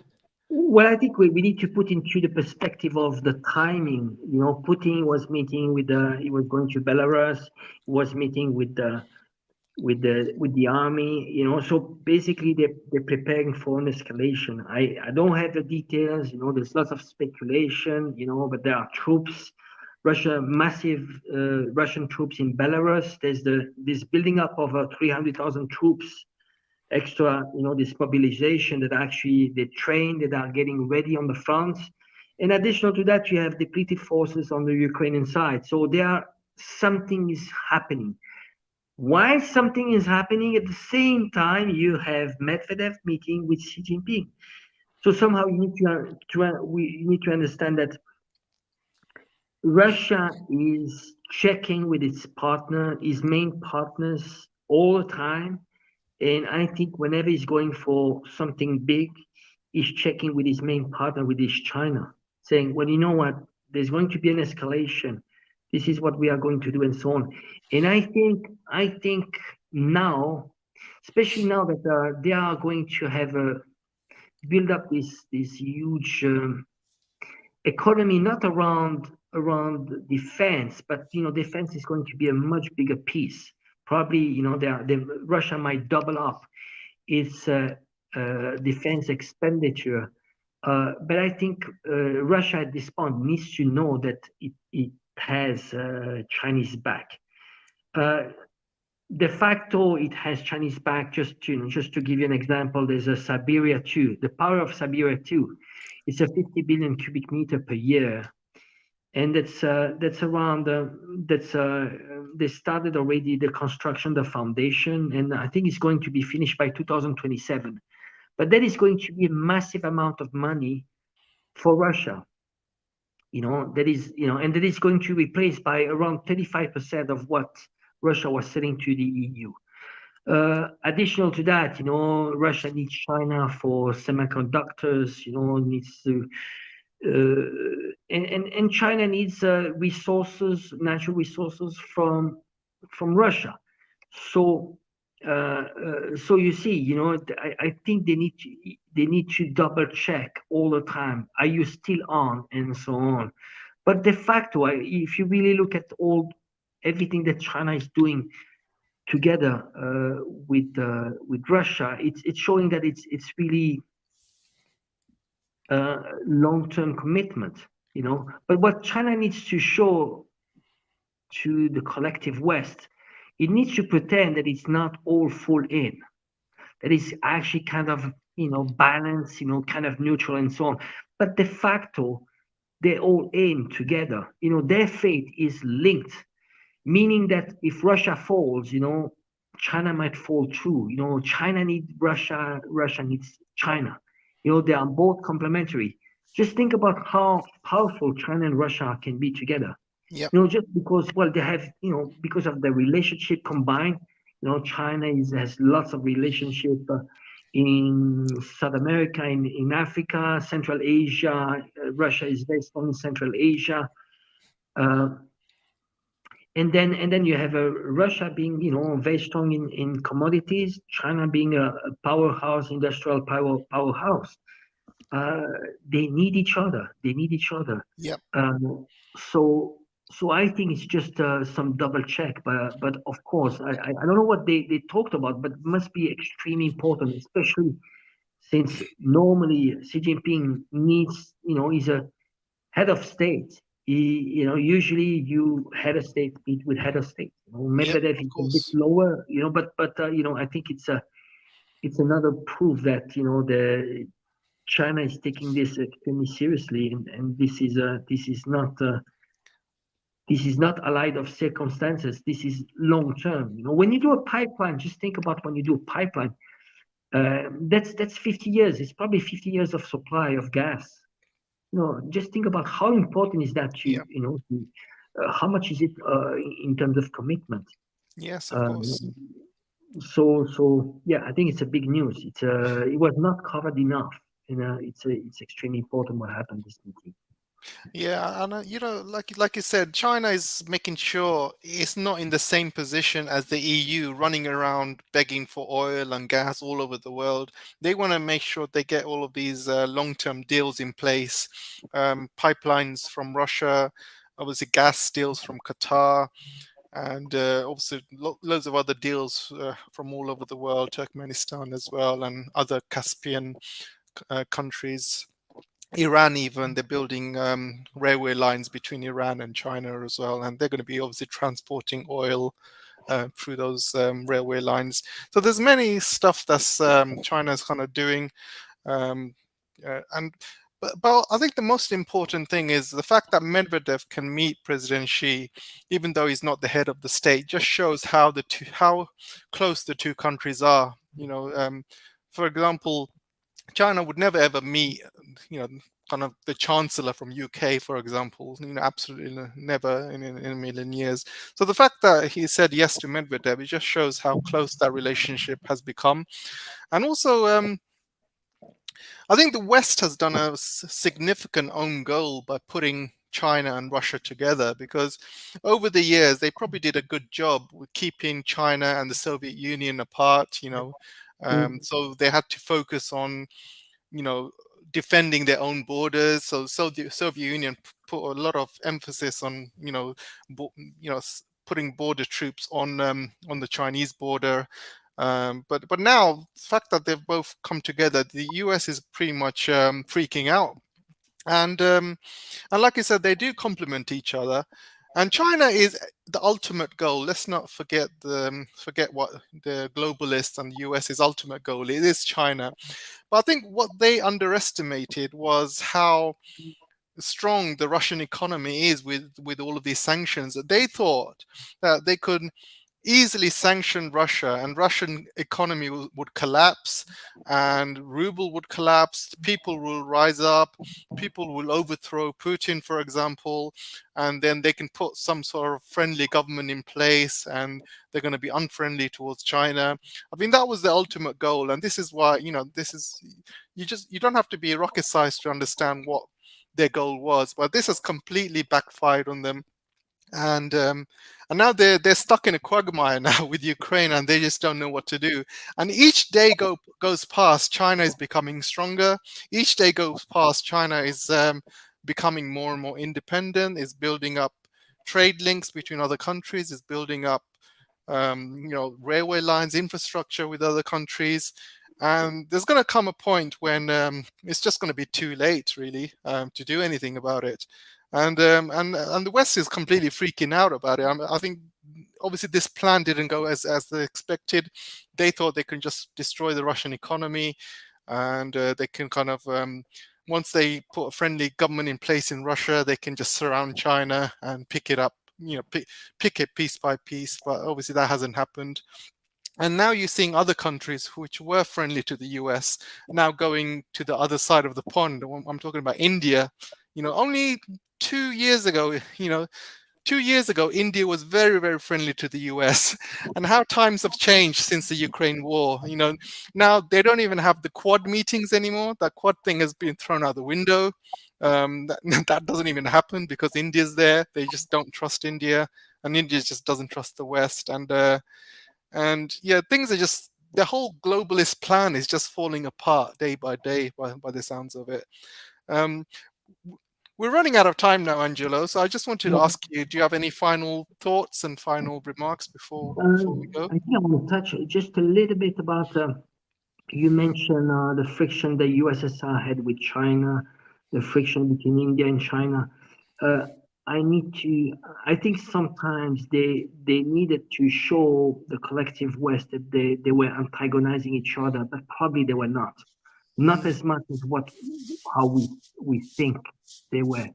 China somehow, it was. I think they played a very smart way to side with the US at some point and show that they were against the USSR. But it was the only way they could get the support from the US and actually shift the recognition from Taiwan to China. And it was extremely important. So they could get back their seats at the UN. That was one goal. But ultimately, what they wanted, China wanted, investment from the US, from the collective West, for the industry, and they wanted transfer of technology. So you see, if that hadn't happened, you wouldn't have the China of today. So this is what we call realpolitik. So somehow I think some countries they had to wait for the right timing. Same as Saudi Arabia.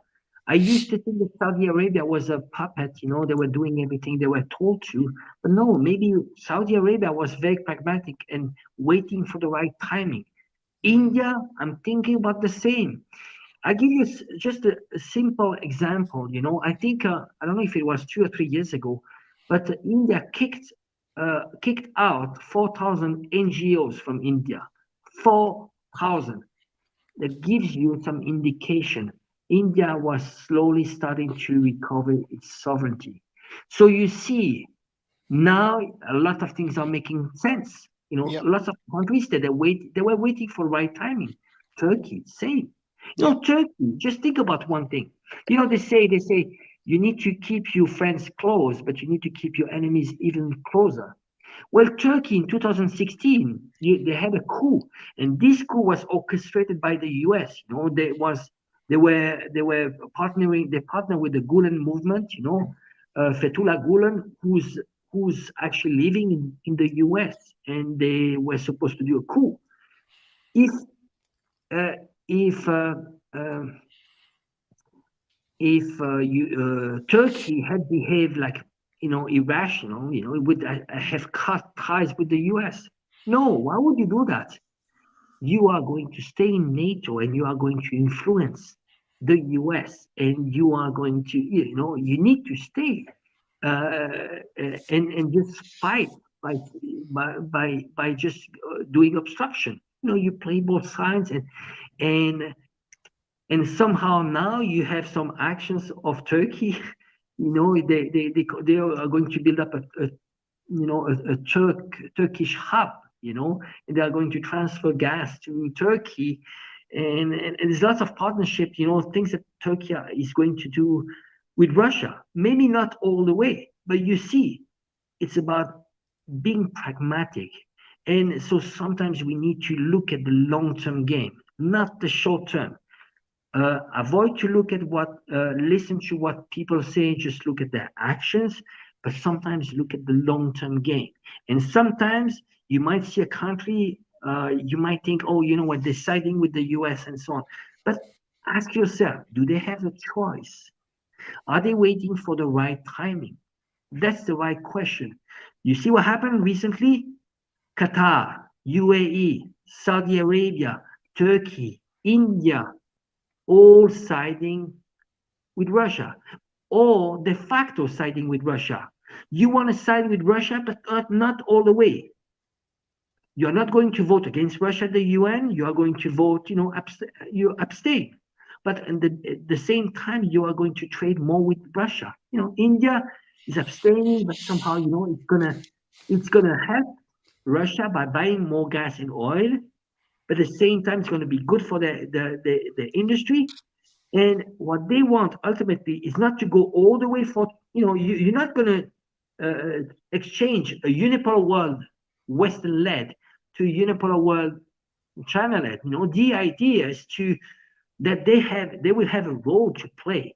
And China is going to be willing to do that because China is not hegemonic. It knows that it needs to give some power to Turkey, to all those countries. And I'm just thinking about one thing, a parallel that I'm going to do with the World War II. Yalta Conference was in 1945, where you had the winning powers. They met all together. The only not that were not present was the losers. Italy, Germany, and they actually started to build a new world order already there. They were actually starting to say, oh, we are going to split the world, and they started putting the foundation. You know what? I'm thinking that the meetings we had recently, the BRICS, Saudi Arabia, Turkey, and so on, I think they might do that already, starting to do that already, because NATO is losing, the collective West is losing. They are already starting to build up this new multipolar world, more equitable world, and so this is the way I see it. Despite all the talks we have in the Western media that are saying that Russia is losing, and they make us feel like make Western people feel confident that we are going to defeat the evil, the authoritarian regime and so on. BS, right? Yeah, completely agree with you, Angelo, and you're 100% right with everything that you mentioned. I also wanted to follow up with Qatar, and you said that Qatar is also running out of favor from the European Union, but Yeah. you got to understand that this happened very, very recently, and during the World Cup, and you've seen like some of the newspaper headlines about Qatar and human rights Yeah, abuses and boycotts, and even if you watch the football games, all the top, you know, top companies basically pulled out of their advertisements from the game. So a lot of these hoardings were empty, or they just had Qatar Airlines, for example. yeah, Um, so he's pretty much boycotted by the West. But one day after the World Cup had started, they signed this huge deal with China. And obviously now you're seeing lots of stuff about Qatar Gate as well. I mean, why, if they needed gas from Qatar so desperately, why push this agenda about human rights, and why completely antagonize Qatar to push them more towards China rather than the EU? Why do that in the first place? I don't understand. They're just yeah. shooting their own It's, foot again. sadly, I think it's two different behavior and strategy that you have from the collective West and from China. China is about making deals, like trying to find compromises. Uh, the collective West, because it's been in power so much, it has, it thinks it has the upper hand and it can threaten countries. And up to a certain level, it did work, because many countries, they saw what happened to Syria, they saw what happened to Libya, they saw what happened to Iraq. I mean, you need to bow, you need to say, "Oh yes, master." I mean, somehow you need to obey. Not anymore, not anymore. Somehow you have some countries that are going back to, I think Saudi Arabia probably. So Saudi Arabia must have been given some protection, protection, Yeah, saying, well, either by Russia or China or both of them, to say, well, I'm going to shift, I'm going to buy to sell you oil against renminbi, but I need you back, I need some protection. So somehow you have some countries that are more emboldened now. They yeah, see the world is shifting, but they don't want to go all in. So and again, now Qatar is in a good position. It's got, I've got gas. Keep in mind that Qatar, they were they were in a very difficult position at some point. There was a confrontation between yeah, Qatar and the UAE and Saudi yeah, Arabia. It yeah, was going to get really, really bad. I think the only country that had them, because there was an embargo, was Iran. yeah, So yeah. you see, there was already a confrontation. Mm, Now now they are trying to get out of this, to have more balanced relationship. It's what we call it hedging their bets. So it's interesting. You saw what happened in Qatar. The fake news that came, I mean, fake news, how they were bashing Qatar. They said 6,500 people died on construction sites. yeah, but most of them died during COVID. They're just Yes, counting every single death. exactly. They're They, counting you, every you death. know how they counted? They counted 10 years in Yeah, Qatar. Immigrants, workers that died in Qatar, no matter what they died of, yeah, you could cross the street. They e- accounted that into exactly. death. And You 80% know, of them died on COVID when somebody actually looked at exactly. the figures, And and then, and then, you know what they say? They said another thing. They said that Qatar did this lavish thing about the World Cup. They spent $200 billion over a decade just for the World Cup. It's not true. Qatar had a project of investment in infrastructure, and probably it was a good way for them to recycle the the dollar into tangible assets. And in this project of infrastructure, there was, the event of the World Cup. In the Western media, everybody was saying, "Oh, you know what? Other countries they spend $1-2 billion. Qatar, because they wanted face, they want, they spent lavishly $200 billion. yeah, No, they built cities, they built metro, they built a port. exactly. So you see, it's like it's a pity people just don't do their research. That's So right. we need That's to right. be extremely careful when you have the shift of media. We need to be very careful. The shift, there's a reason for this shift. Well, maybe part of the reason is that Qatar is falling out of grace from the collective West. They might be doing something right. You need to, if the BBC is criticizing a country that actually they used to not to criticize before, maybe that country might be doing something right. You see, it's very now you need to do the opposite. We are fed with so much BS that sometimes when they are bashing on a country, that maybe that country is doing something right. Yeah, that's right.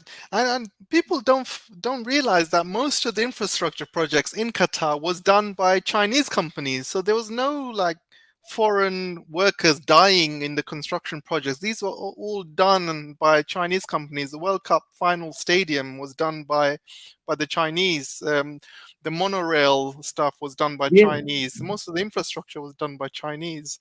So they just don't know what they're talking about. But the same people who talk about human rights in Qatar. These guys are seen in Dubai holidaying.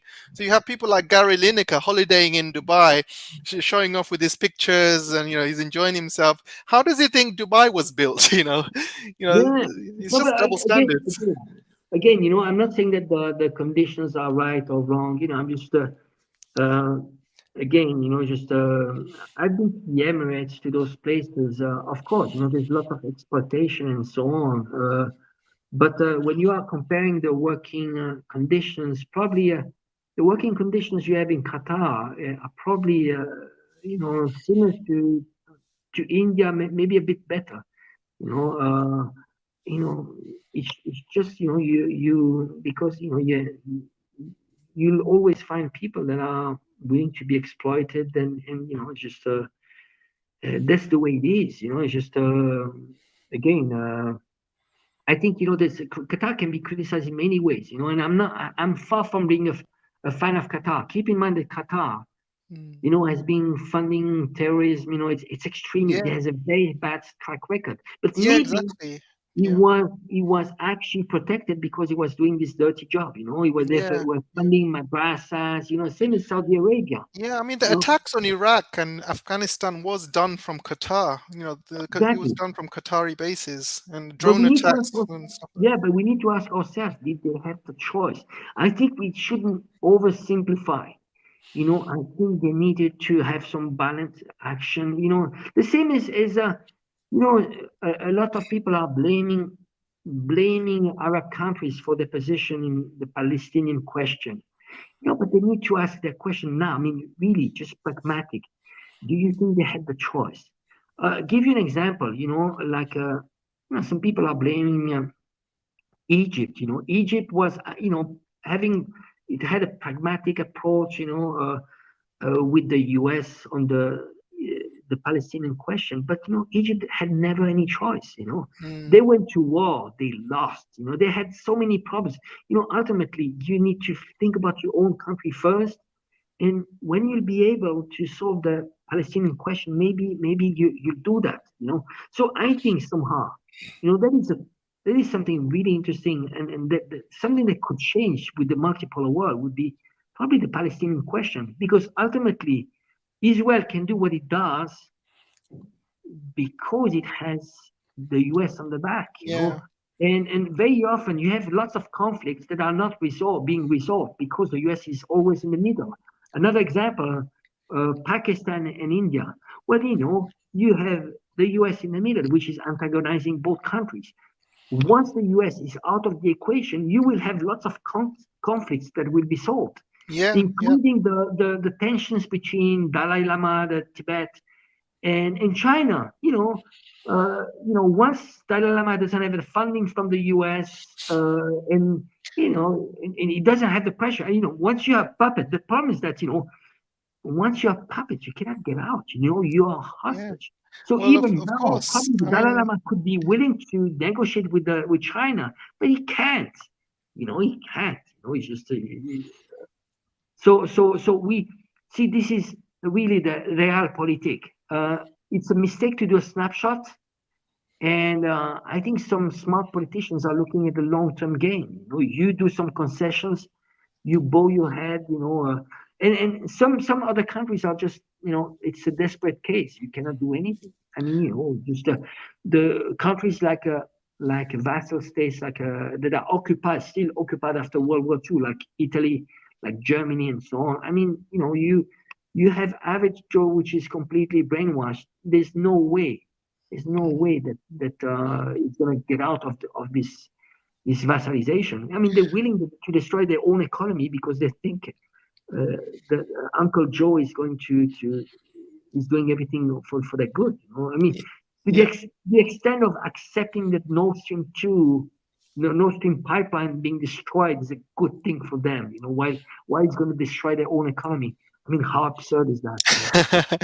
I mean, also, you just have to look at South Korea and North Korea, and you just think that if it wasn't for the US, these two Ah, yeah. countries would have signed a peace deal a long time ago. Yeah. Absolutely. That's a very, very, actually, you know, it's very interesting because South Korea and North Korea, they were at some point, they were extremely close to get reunited. Yeah. Yeah. And the US was in the middle.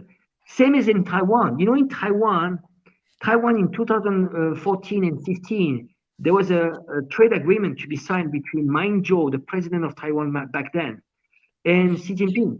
They even met physically in Singapore. They shake hands, and actually, Taiwan had never been so close to reunification back then. You do a Mhm. trade agreement, then you are close to I mean, de facto reunification, at Yep. least Yep. economically. Well, in 2014, there was a sunflower revolution in Taiwan. So you had those NGOs, US NGOs that funded the kids. And the kids, students, they took the parliament, of Taiwan. They occupied the parliament and ultimately they destroyed this trade agreement. So you see, all along, Taiwan could have been reunited with China all along. It would have been so natural, because Yep. there are so many things that they link them together. You have 2 million Taiwanese living in the mainland, but no. The U.S. was there in the middle, divide and conquer, because it's cheap, it's better. That you don't want. It's neo-colonialism. You don't put boots on the ground. You That's finance who you can you check the political landscape, who I can finance, how I can hijack the democracy, and you just create chaos. In some cases you cannot get your puppets, but you create chaos. Like the same as they did in Malaysia and many other countries. Cannot control, then chaos. Civil war. Libya, you cannot get them. Well, civil war. Let's destroy everything. Exactly. And we're coming to the end of the show now, Angelo. We've spoken a lot, covered a loads of subjects and stuff. Completely agree with everything you've said.